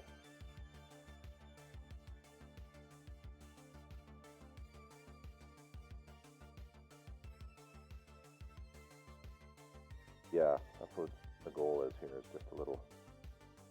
So that, yeah, I like that. It's a very bright color, but like I said, once I get some filters on there and the rest of the weathering steps, I think it'll look good. And I'm not too worried about the blue here and stuff. I'll just get rid of that when I do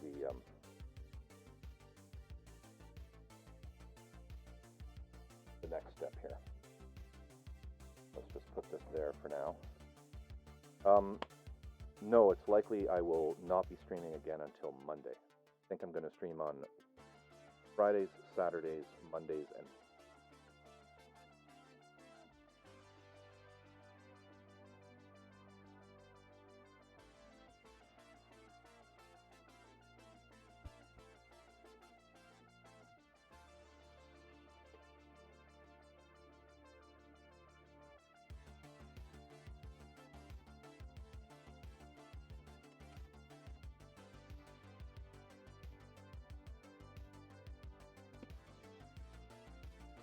I generally stream late night on Pacific Standard Time, so I'll usually come on around 11:30,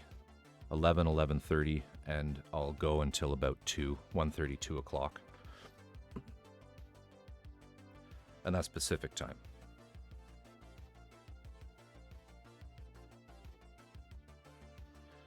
Okay, so let's get some new water because there's yellow in this.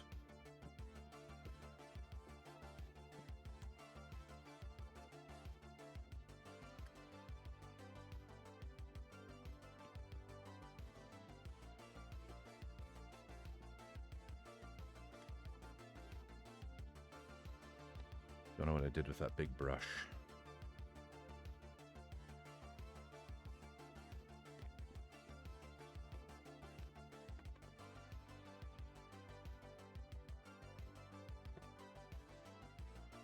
Oh, it's right here.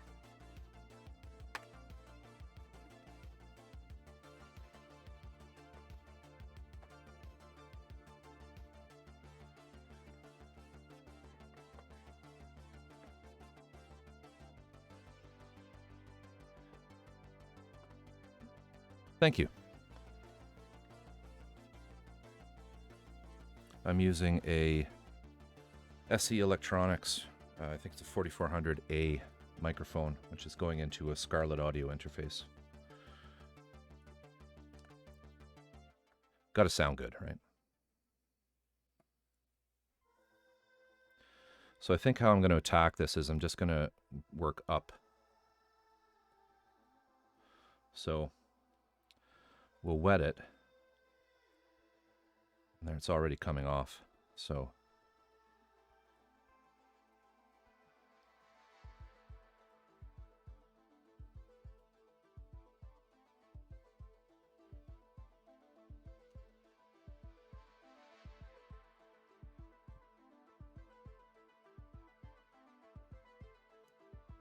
let's get rid of this entirely.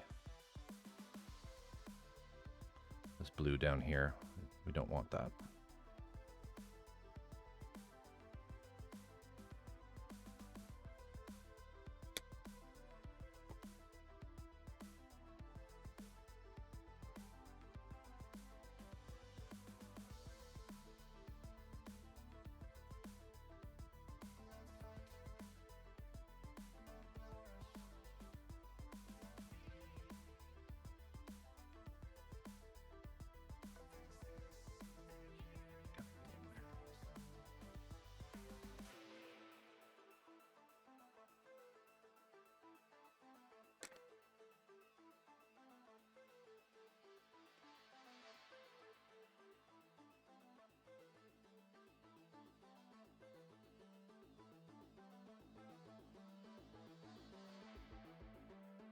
Thanks, Epic. That's what I was hoping for. Yeah, it's coming out nice. Kind of just worn out. Like it was dry, like it was paint. There was paint there, but it's sun bleached and it'll, you know, it's kind of just...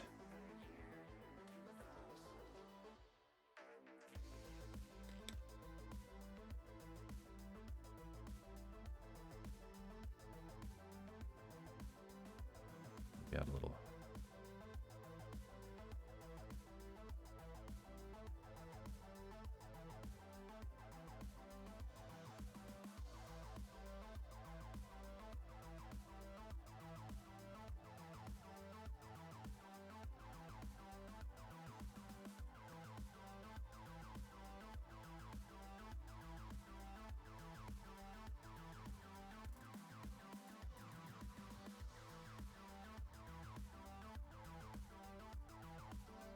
There. Go stop there with that. Dry it off.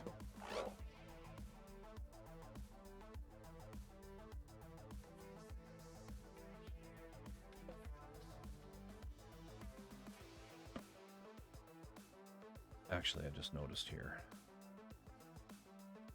Don't want paint in there.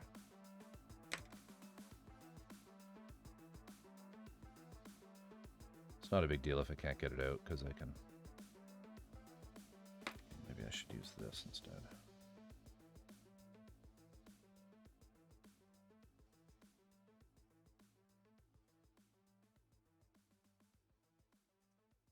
Yeah, not going to worry about it.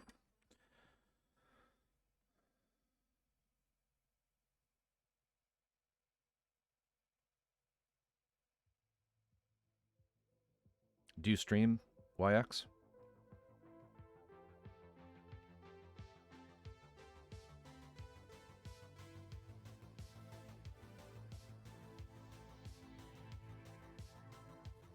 let's see, that kind of messed that bit up. So there's definitely a working, you used to, yeah. There's definitely a working time with this product. You know, I call it you'll hear me call it hairspray chipping, and it's because you can literally do exactly the same thing with hairspray. But it's very aggressive. Like you can't really get this kind of finesse that you can with some of these alternative products. But it works. If you want something that's really chipped, really heavily weathered, it works well. Yeah. So the microphone you were asking, it's yeah, I mean it's up there. It's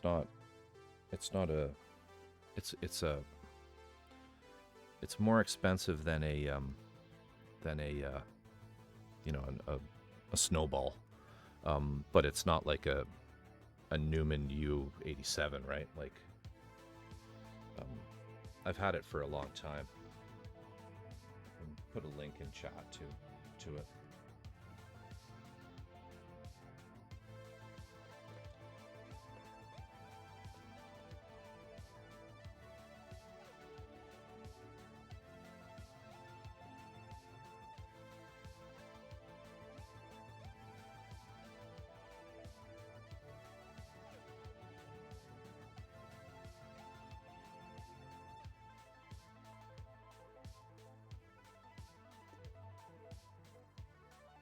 And it's an XLR mic, so you need an audio interface.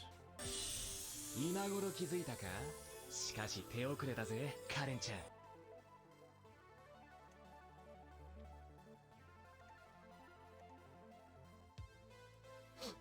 Max Bongo Rongo, thank you for the follow, kind internet denizen. How are you tonight? Hope you're having a great evening. Hope you had a great day. I am currently working on the Waldo resin kit from Industria Mechanika. Exclamation mark project. I'll give you a link to the store page. Currently unavailable, unfortunately, because Industria Mechanika has been having a hell of a time restocking anything because of COVID. Just it's impossible to get resin kits done and shipped over in a timely fashion. Actually, it's not the issue, as far as Michael has explained it to me, isn't so much as getting the resin kits made. It's that the shipping is absolutely exorbitant. So he loses his shirt getting them from China or Taiwan, or I'm not sure where they're actually cast. I think they're cast in China.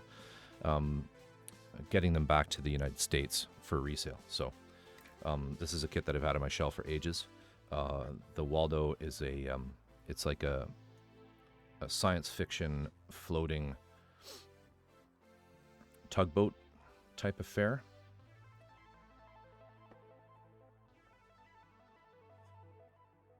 Kind of looks like this in a half-ass assembled way. Once I get more of this blue down, I'll put it back together with the deck installed. We can see it. We can end the stream on that. Right now, I'm just laying down some sort of faded paint using a technique with this worn effect.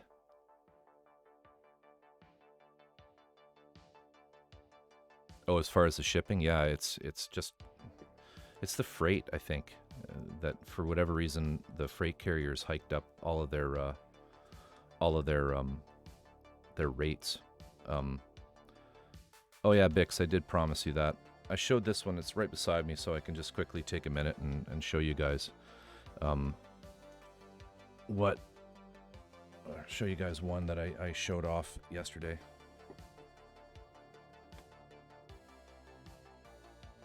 And then we'll finish that hull.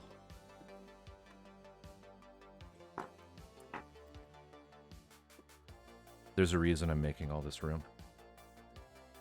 All right, hang on.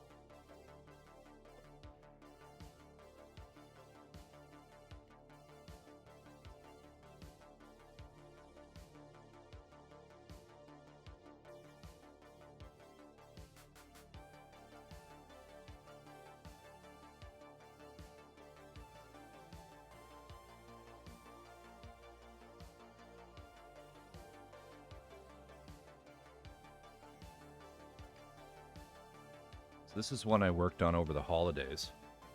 Just trying to get it in frame here because it's kind of large.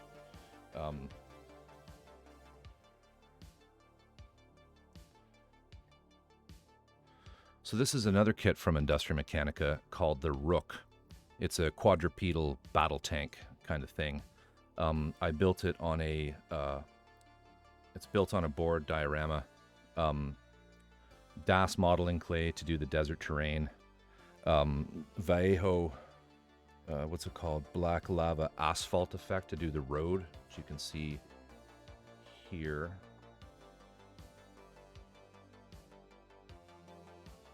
Okay. These are water slide decals. This one's coming off a little bit. I need to fix that. Water slide graffiti decals on the back, just because I had them. And then I scratch built the billboard with a little, it's a little sort of Easter eggy type quote from a song by Tool called Anima. A-E-N-I-M-A, I think it's how it's spelled off the top of my head. That's the whole song is about basically California just disappearing into the ocean. It's loosely based, I think, on the comedy of a guy named Bill Hicks, who just was just didn't like that city in the 90s. And anyway, I thought it was kind of a neat post-apocalyptic concept that California is gone and you now have Arizona Bay in lieu of that, and I just thought it was kind of a fun thing to fit into the premise behind this diorama. It does have full lighting. Well, I wouldn't say full lighting effects, but I did a little bit of lighting effects with it, which I can show you here in a minute. I just got to find a power cord.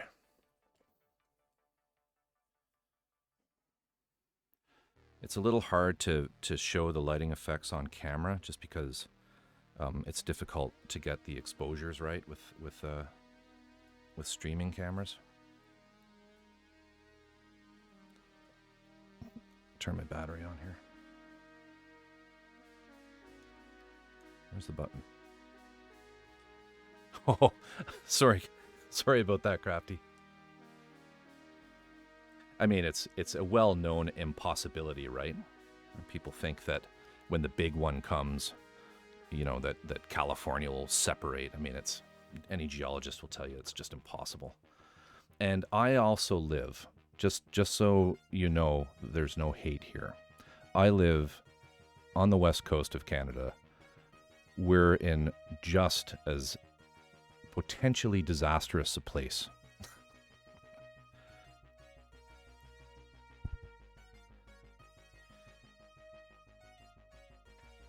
All right. So if I turn this off, there we go. That's actually not bad.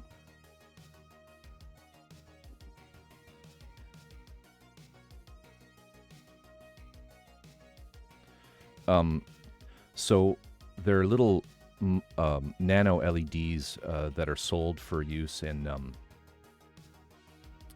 dollhouses, I think. Dollhouses and model railways that are in these little lamps.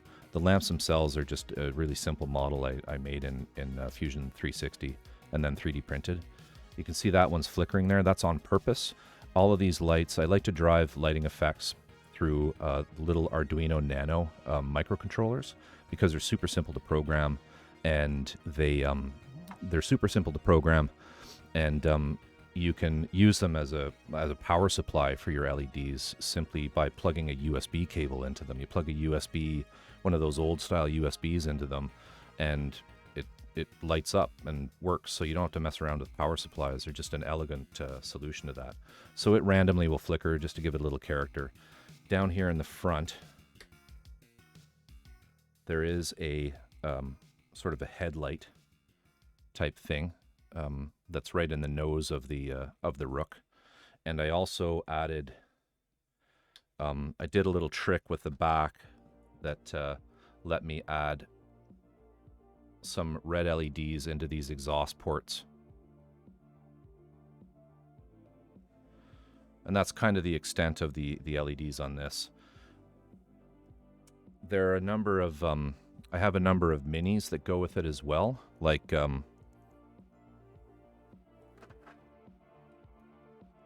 If I have them close by, I can show you.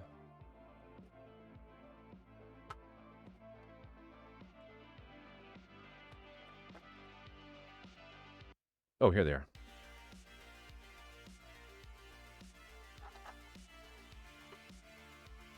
Yeah, so I've got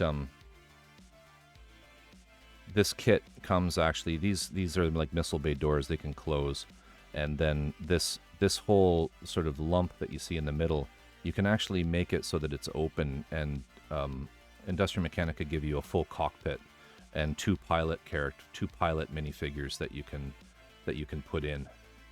What I did is I took one of them and I did a little mod on his hands so they're facing up, so I can put a little map in it.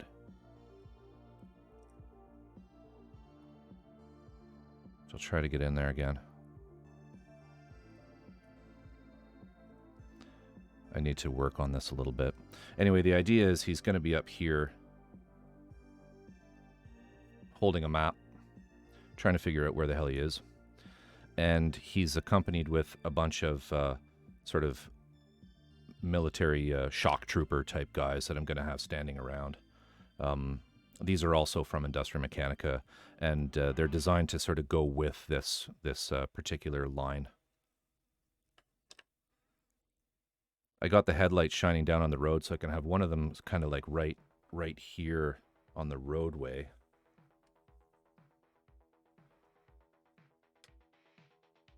And have it throw kind of a nice shadow. I don't know if I can get it working as well with the studio lights on. Anyway, you get a nice shadow over here from it, which looks good.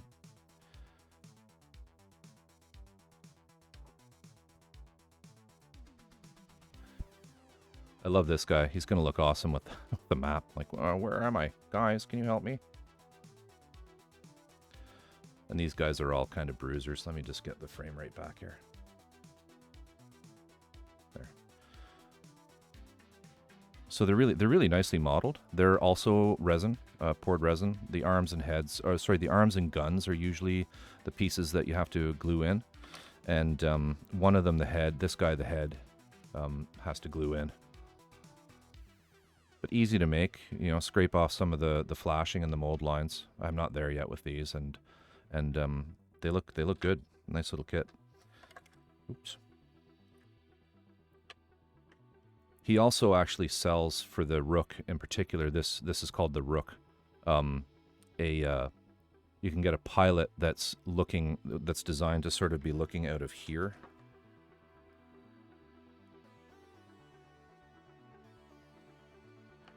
There's a pilot character, a figure that he sells where the pilot is looking out of here and he has binoculars, which is pretty cool. I don't have that though. Anyway, that's one of the ones that I've done. How long have I been doing this? I would say, I mean, I'm mid-40s and I probably started in my mid to early 20s.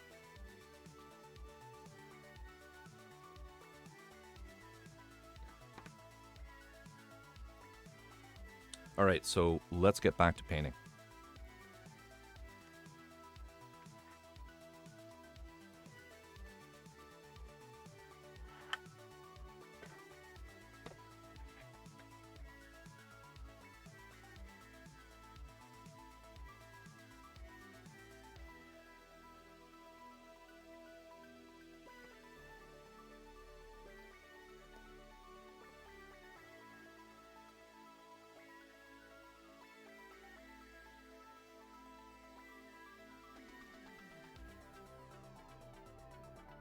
You know, one thing I will say, if you do keep an eye on my streams, is I don't really like just putting together a model and sticking it on a stand. Most everything that I do, I would say probably 80% of the stuff that I'm going to make on stream, I'm going to carry through to a finished diorama like what you just saw. You know, I think that models, you know, especially when you get into things like this Waldo, you can easily have them tell a story, which is the idea that I like to it's where I like to take things with scale modeling, is create an environment where the viewer has if they have a bit of an imagination, they can kind of put a story behind it. So it's just more fun. I thought when I started looking at Twitch and watching it more and more, there's a ton of people, painting Warhammer minis or Kingdom Death minis and Gunpla, just putting together Gunpla. And there's nothing wrong or inherently, there's not entertaining about those channels. I mean, they're fantastic, but there are a lot of them. And I figured if I'm going to stream, I'm going to do something that people aren't doing. I wish that more people were on Twitch doing stuff like this, but there's just a vacuum for that. So, I'm in a difficult time slot. Like, I can really only stream late night Pacific, which, most of the world has gone to bed, except for, West Coast, Best Coast. But, it is what it is.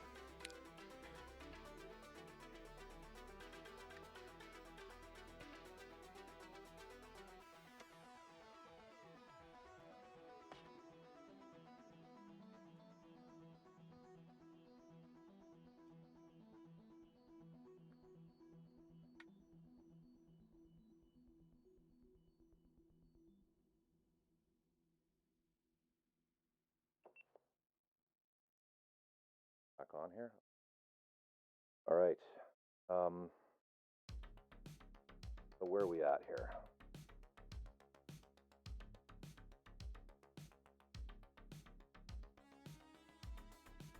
I think just to be safe, I'm going to put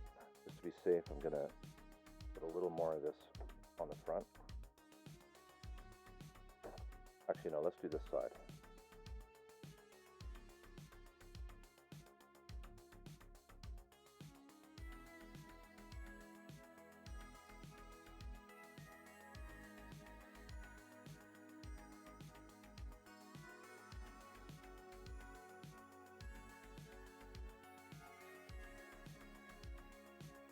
Grab it.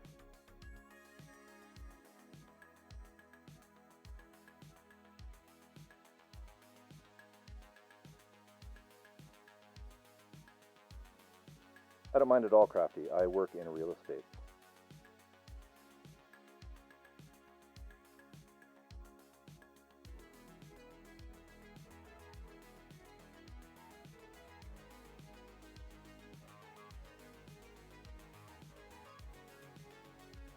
I'm like a broker manager.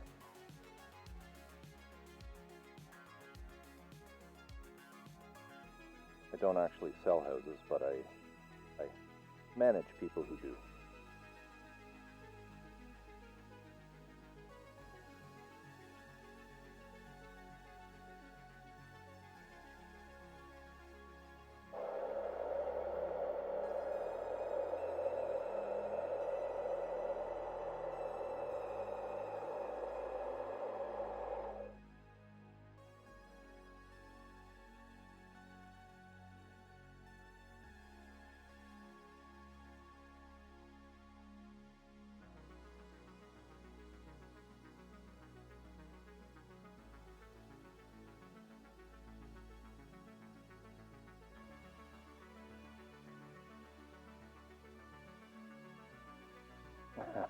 Yeah, very true. I want to match kind of the level here, so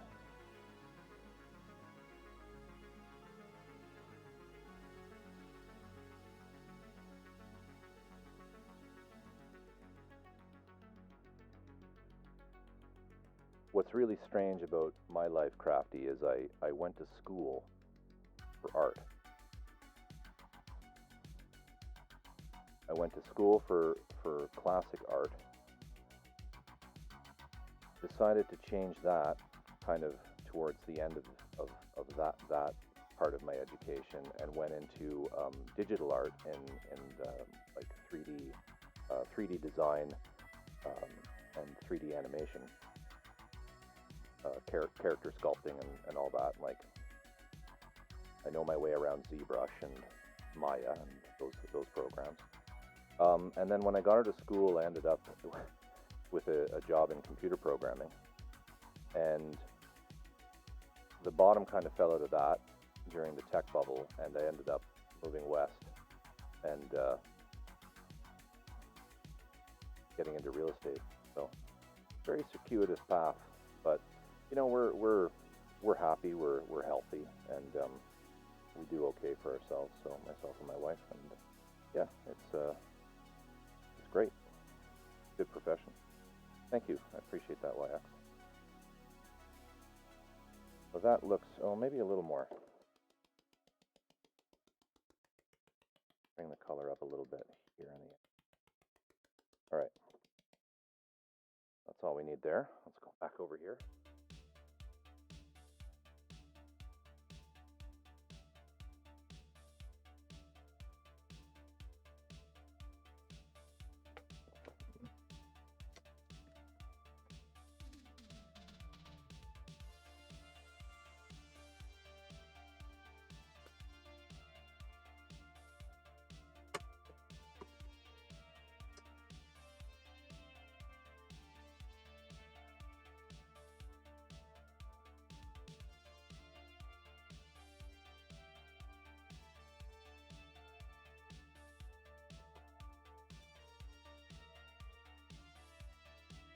Yeah. Always be doing something. Always be making something.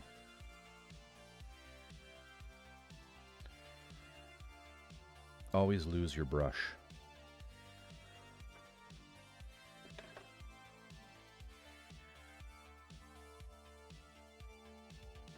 There it is.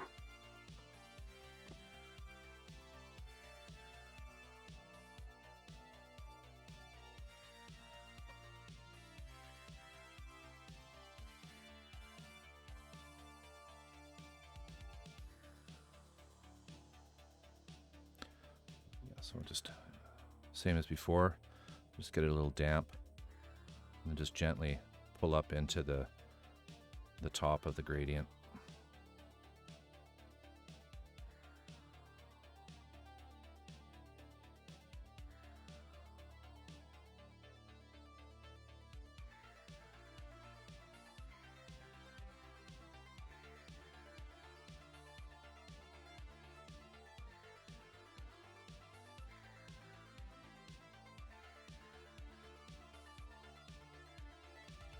Oh, I just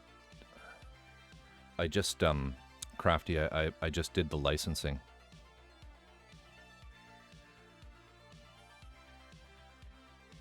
And then with that and the rest of my resume, I was offered the position, or a position.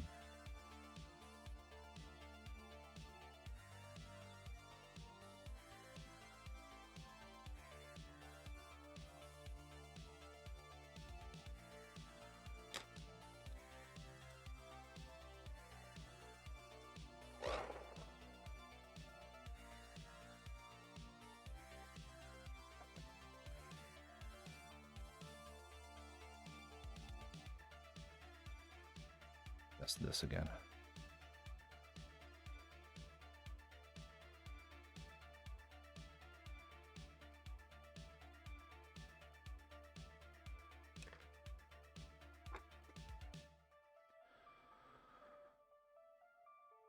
I'm slow, YX.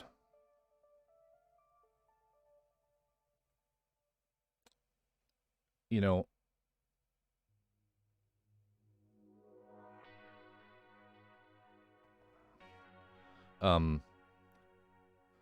that's weird. I'm sure you've been here longer than 0 seconds. One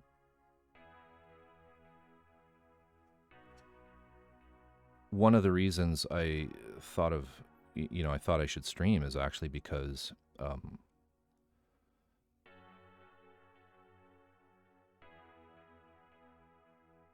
yes. Well, I never stopped doing the art. I just kept going. But, in a way, I'm kind of maybe happy that that I don't have to do art as a profession, because I can see that I can see that being a problem in terms of sucking some of the joy out of it. I mean, especially with what I was doing in the world of CGI and animation, and that career line could have been potentially horrible for me. That could have absolutely ended up in just a sweatshop of a video game type a video game studio. So, you know, I had been watching a number of people stream and thought, hey, you know, I do something really similar to that, just like what I was talking about with the mini painters and the art, just the art category in general on Twitch. I started looking into some of those and thought, hey, you know what? It'd be cool if I did some of what I do on stream, because I have yet to find somebody. I mean, there are people who doing scale models on stream, but they tend to be more just standard military armor and planes and things like that, and they just kind of do a standard camo. You know, they paint, they camo, they're done. Move on to the next one. Whereas, you know, I like to go a little further than that with things. So streaming YX, you know, one of the things that I thought it might help with is just making sure that I sit down and work on a project more regularly. I'm terrible at getting super sidetracked and bouncing between about 7 different things at once and never really getting very far on any of them. So I thought this would be a good little exercise for me to like focus on a particular kit and just work that through to completion. I might not work things through to completion. If I can really keep it going and keep like the 4-day-a-week stream going, I might move between two different kits. So I might, you know, work on the Waldo for a couple streams and then start up a second one to do on stream just to keep it kind of interesting. The other thing is there's a ton of stuff, especially with resin kits, that is mind-numbingly boring. You know, when you get these kits, there's a huge amount of prep work that needs to happen. And I showed off a kit there on last night's stream it's a Gundam NZ66 model, and it's about, I think it's like 250 pieces, and each of those pieces needs to be trimmed, sanded, and cleaned. And you know, watching somebody do that would be like watching paint dry, for me at least. So I don't really want my viewers to have to endure that. There are totally people out there who do that, and in fact, a lot of the Gunpla streams are like that, where it's just guys clipping out parts. But with the resin, it's just so much work. The other thing is resin's it's very carcinogenic. So with the amount of sanding that's going on, I'm wearing a mask, I have a vacuum cleaner running, and it's, you know, it just would be unpleasant, I think, to watch. So I'm going to probably do those sorts of things off stream, and the stuff that I stream is really just going to be assembly and fitting and then painting, because that's kind of the fun part. There's a lot of work that you have to do first, and then you get to the fun bit. So, it can for sure. My personal art. My art is personal. I can't sell that. So graphic design. Yes. Yeah. I mean, you got it. It's nice that you can use those talents, those art talents, for something that is equally as creative and makes that bit of extra money for you. Well, just before you were saying that you were creating your emotes, which is fun, right? Like that's, you know, having graphics design is a huge advantage. And it's funny because at my office, I do a tremendous amount of brand work, graphic design, simply because I can. It's strange. It's like I'm the management, the legal department, and the art department.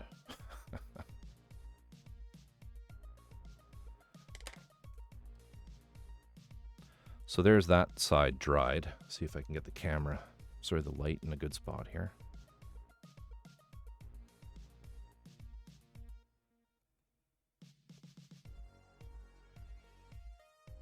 So yeah, I'm happy with that. So we'll do the front now and finish up. That'll probably be it for me for the night. I don't think I'll get to the stern this evening. Yes, that is a lot of pieces, but it's also really common for the larger sci-fi resin kits. It's weird. Resin kits and garage kits fall sort of into two definitive types, right? You have things like, I'll just go through this quickly before we do the front.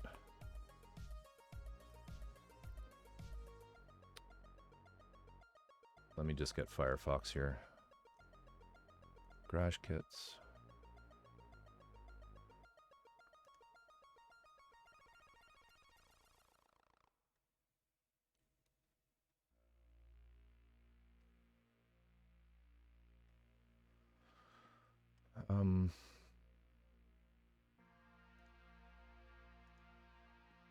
I'm just trying to find something that's stream safe here. Because what I was about to say is garage kits and resin kits, the terms are almost interchangeable. But there's an enormous amount. There's certainly a genre when you get into garage kits where you have feminine anime statues, with varying degrees of nudity. I don't really do those. Just so everybody knows, when you hear me talk about garage kits and resin kits, it's not, it's not those ones.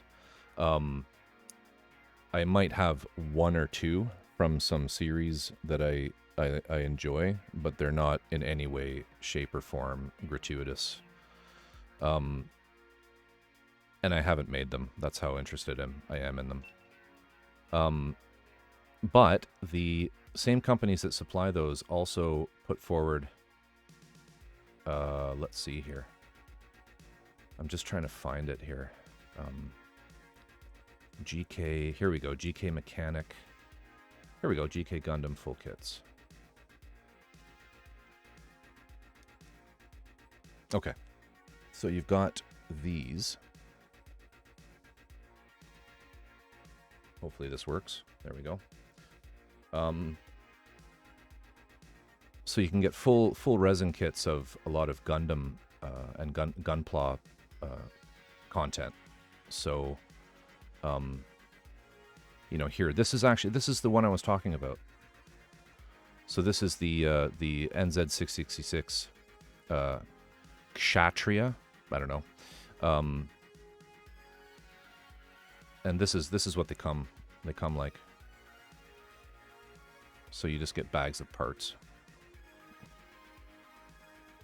Work and time passes, and then you end up with something like this.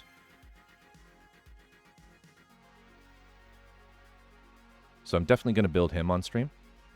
Or her. I don't know if it's... actually, the pilot's a her in that, so...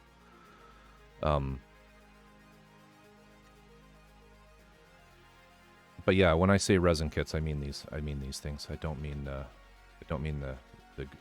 girly figures.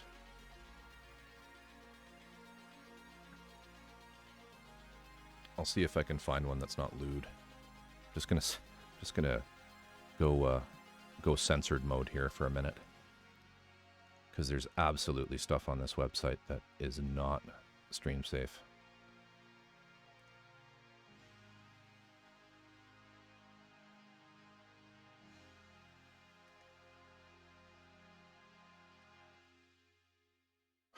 Like that.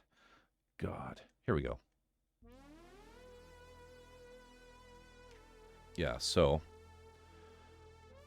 when a lot of people hear the term garage kit, this is the kind of content that they're thinking of, right? I mean, it's a nice model. It's a nice figure for sure. Gotta hide them attributes, lol. Yep. I mean, I've seen people do it. There's a lady in Mexico. Her name is Leona Sensei, I think is her handle. But she paints these, and she's very good at it. And she does these really fun YouTube videos. But yeah, I was watching her stream the other day, and she had like blue tack pasties on her kit. It's like that's what it's come to with art streaming. But what I was getting at with these is a lot of these garage kits, they're very simple, right? Like there are very few parts, and you get some decals for the eyes and some of the things. So they're quick and easy to put together if you know how to make these. It's not this giant month-long project. Whereas the stuff that the larger resin kits that have the robots and things, they tend to just be an order of magnitude more complicated, and as a result they do take a long time to do. So you asked me how long it takes. I don't know, maybe 3 or 4 weeks if I can do it quickly. The Rook that I showed you before, that desert with the billboard, that was a 3-week project, just of daily work. So I would say a month and a half if I was doing it on a slower basis. So let's get back to this before I show something I shouldn't.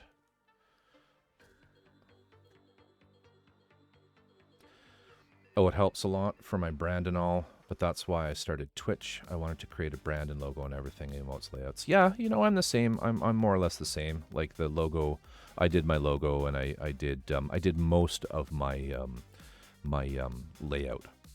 I didn't do the starting animation, the word starting at the beginning, and some of that stuff. But the rest of it I did do. All right, I think we are all caught up, so let's go and do the front of this.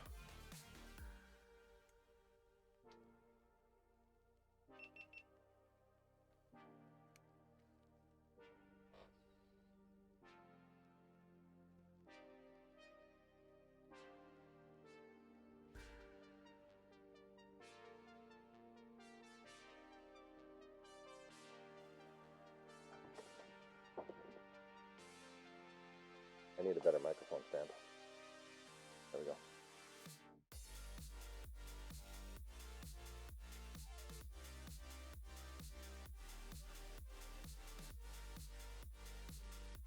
It doesn't help that I have a big rotary tool, pillar in between my airbrush space and my workbench. I should move that.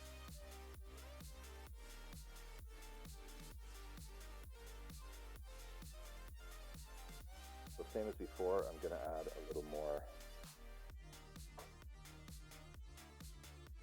of the worn effects front, just in case it's evaporated off or something silly.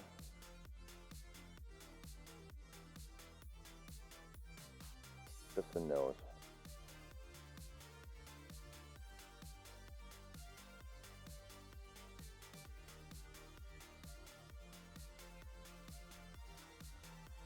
That back in the stand.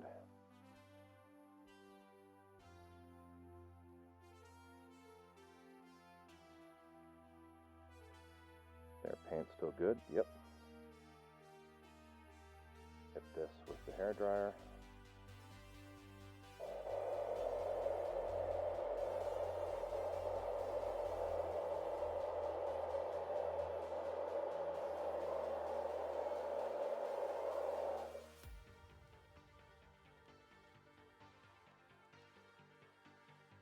All right.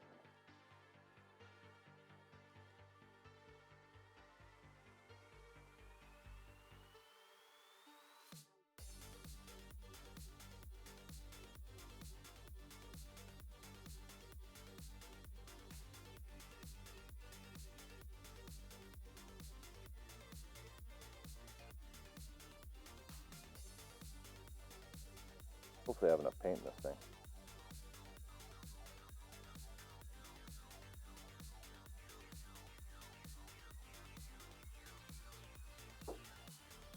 Feeling like we don't. No, I'm okay.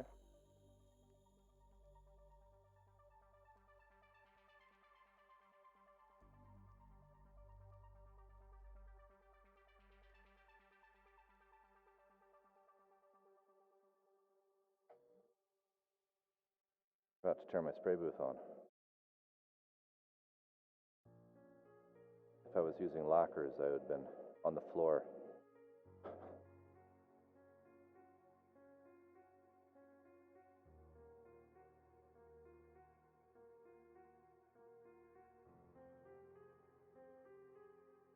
There, I think that's good.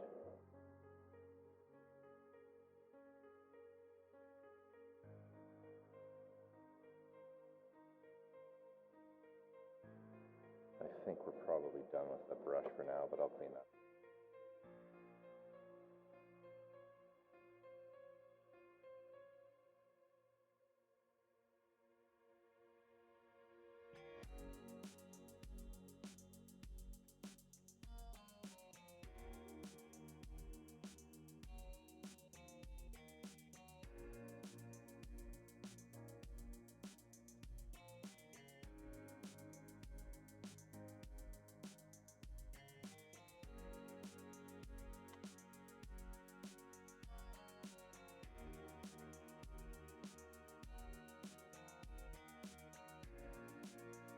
Okay.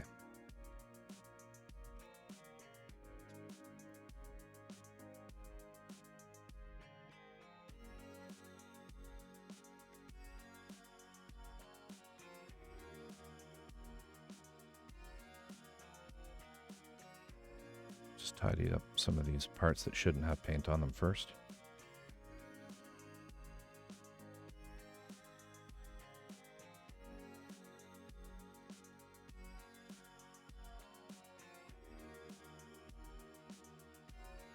And we'll start bringing it down.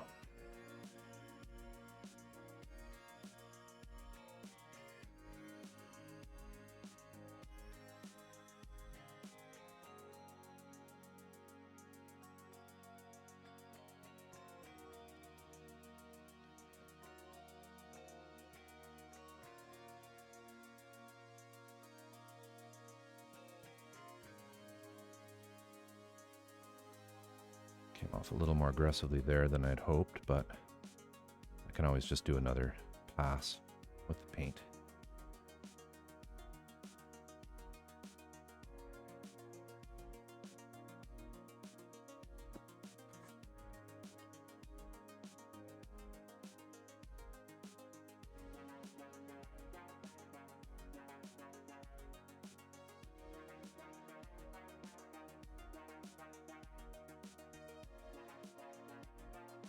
Which I might have to for the front here.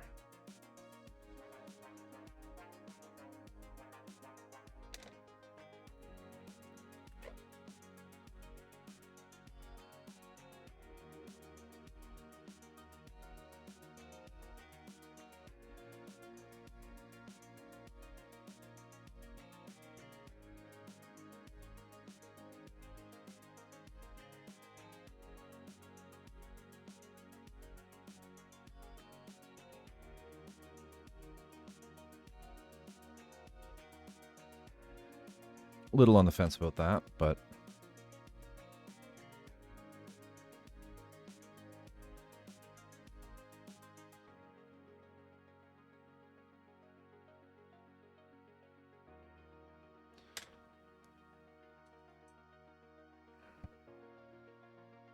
let's try something drastic.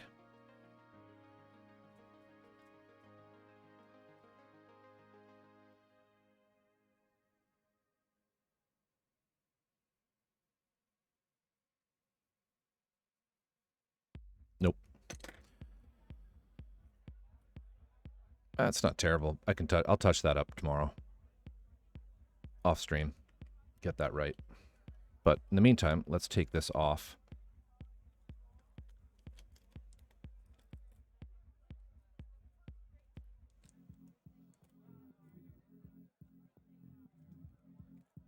And we'll put it all together and see if we're happy with the blue hull with the yellow.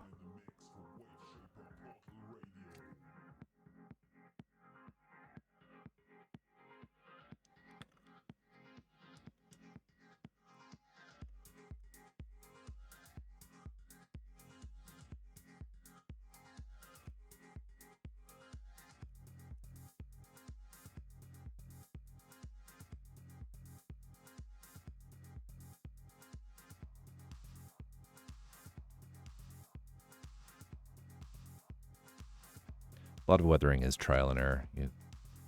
It's not the first time I might have had to redo something, but we'll see.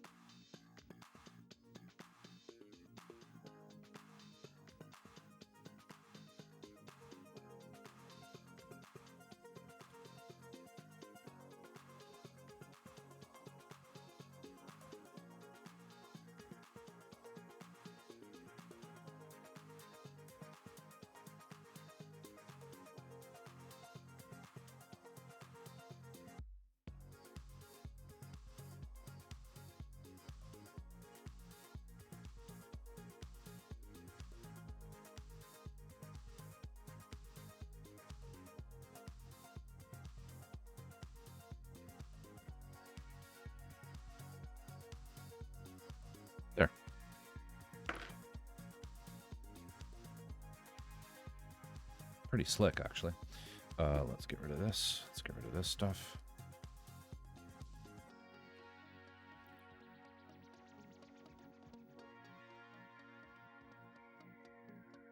Get this back in.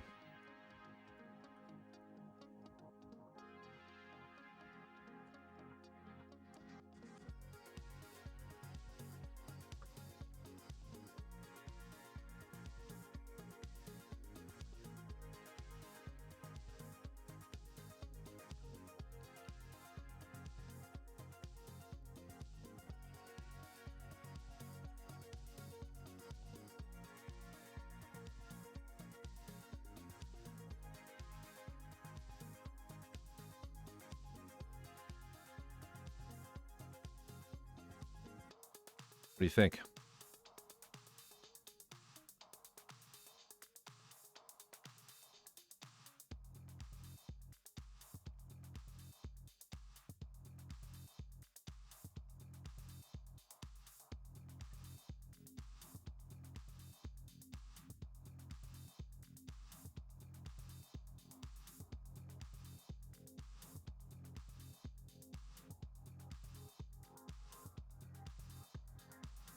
Yeah, I'm happy with that.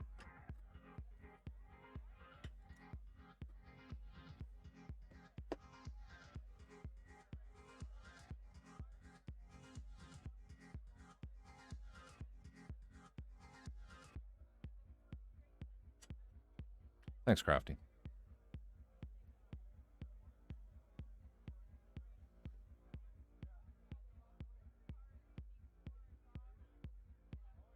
Cool.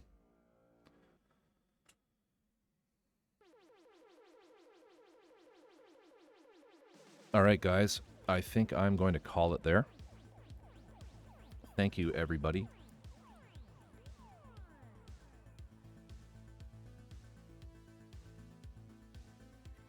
That's exactly it right there. You know, when you look at the, hang on, let me just turn this thing off.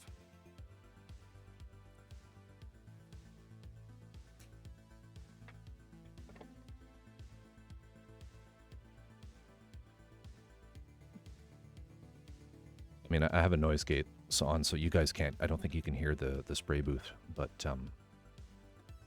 it's there in my head, making me angry.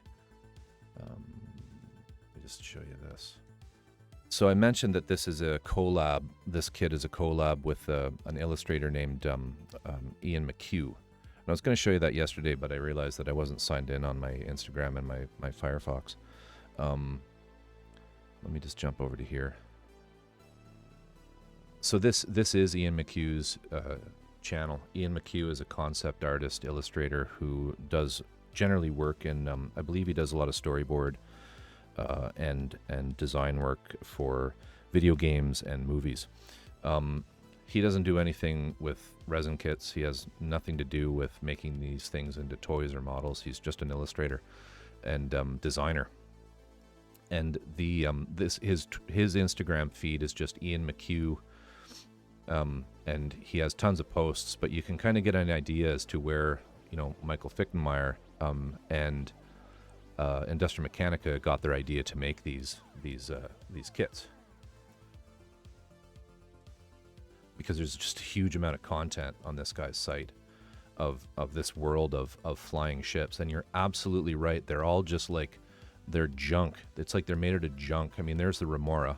I have that one. That's a bigger bigger ship than the Waldo. I will be building that on stream. I've already started some of it, but yeah. But you can see he's definitely got a style, and that's what he's and that's what he sticks with. There's the Waldo.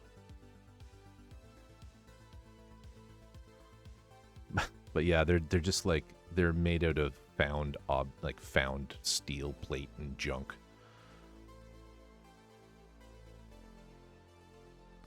Check out BRBA on Instagram.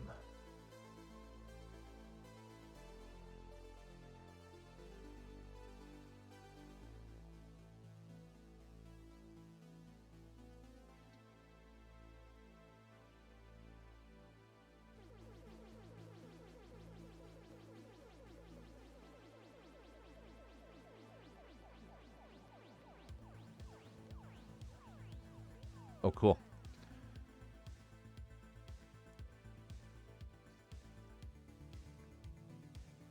Very cool. I love this kind of stuff. Love it. And I didn't know about this guy, so thank you. That one is a follow. Awesome.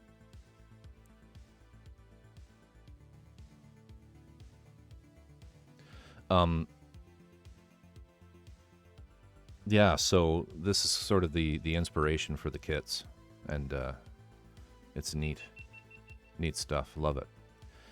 Oh, and I saw that was liked by Calamity. So here's another guy that sort of is a bit of a mind blower. Calamity is Luca Zampriolo. I have a number of his kits that I'll be doing on stream as well.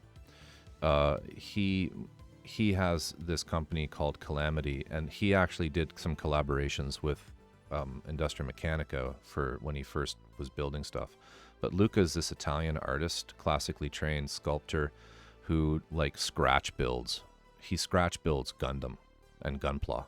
Like, you can't really call it Gunpla because it's not Bandai, but he scratch kits Gundam models. And he's got a YouTube channel. He's just Calamity, Kallm. Sorry, I can put it in here.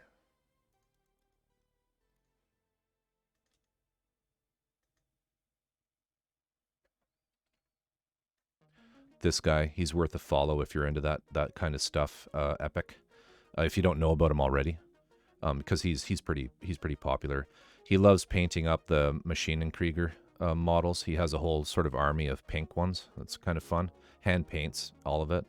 But he also releases resin kits, and they're very expensive. But you know, he's got a few that are available for sale through his website. Actually, on Monday's stream, I'll show you guys my version of this one. I've done it was an earlier. Oh yeah, okay, good to know. Good to know. Yeah. He's amazing. Just mind blown on some of his stuff. I don't know how many of you viewers are familiar with the there's a particular Gundam frame called the Sazabi, which is really popular, and Luca made one from scratch, which is just like he made it out of, you know, he sculpted it out of epoxy sculpt for the most part. Here's the link to it, right? Like, it's a YouTube video of him making a Sazabi. It's just bizarre. And then when you read his work, you know, he's oh, and I'm so jealous he's got one of these. Sorry, I'm having a little nostalgic moment here. Anyway, Calamity is really worth looking into if you're into resin kits, if you're into scratch building, because he has a ton of information on how to do it, especially through his books. But we can go into that more on another stream. Maybe one when I do the Calamity builds. He doesn't have a link to his website here. Do I have a bookmark to it? Crash kits. I don't think I have a bookmark to him because I'm not buying anything else from him. I've bought everything that he's done.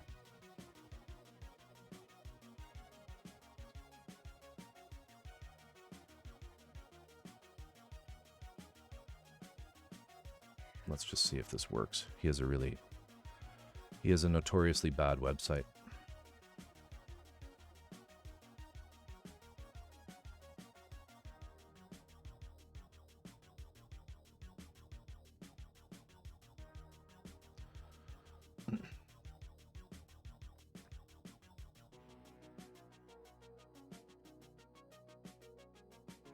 So he has these. Schnabelgun, a Bauer, the Garibaldi Hecaton, which he's just reissued, and the yes, they do hurt my soul too. They really do.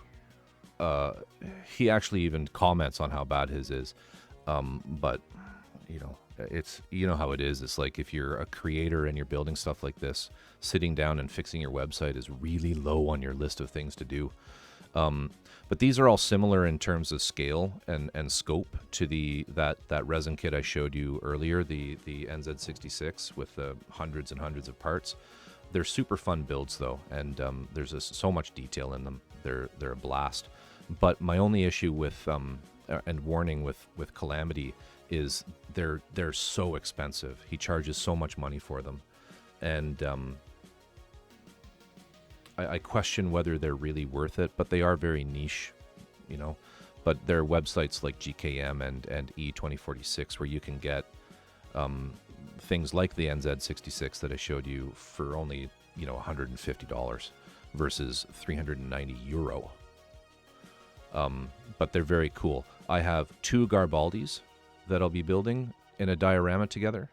I have a Briegel that I've already built. I'm not doing another one of those. I have a Bauer that I'm going to build on stream at some point, and I have 2 Schnabel guns that I'm going to build on stream, and I have a Hecaton. I don't have the Pink Man though. It's on my list, but I need to save my money. Anyway, guys, it's been fun. I think I'm going to pull the plug here. Thank you to all the new followers, and thank you for hanging out with me for how long has it been? About 3 hours. It's been a blast as always. I will be back same time, same place on Monday evening. I hope you all have a wonderful Sunday. And again, thank you all for coming and spending some time painting with me. Have a good one. Cheers. Bye, Crafty. Bye, everybody. Nice meeting you all.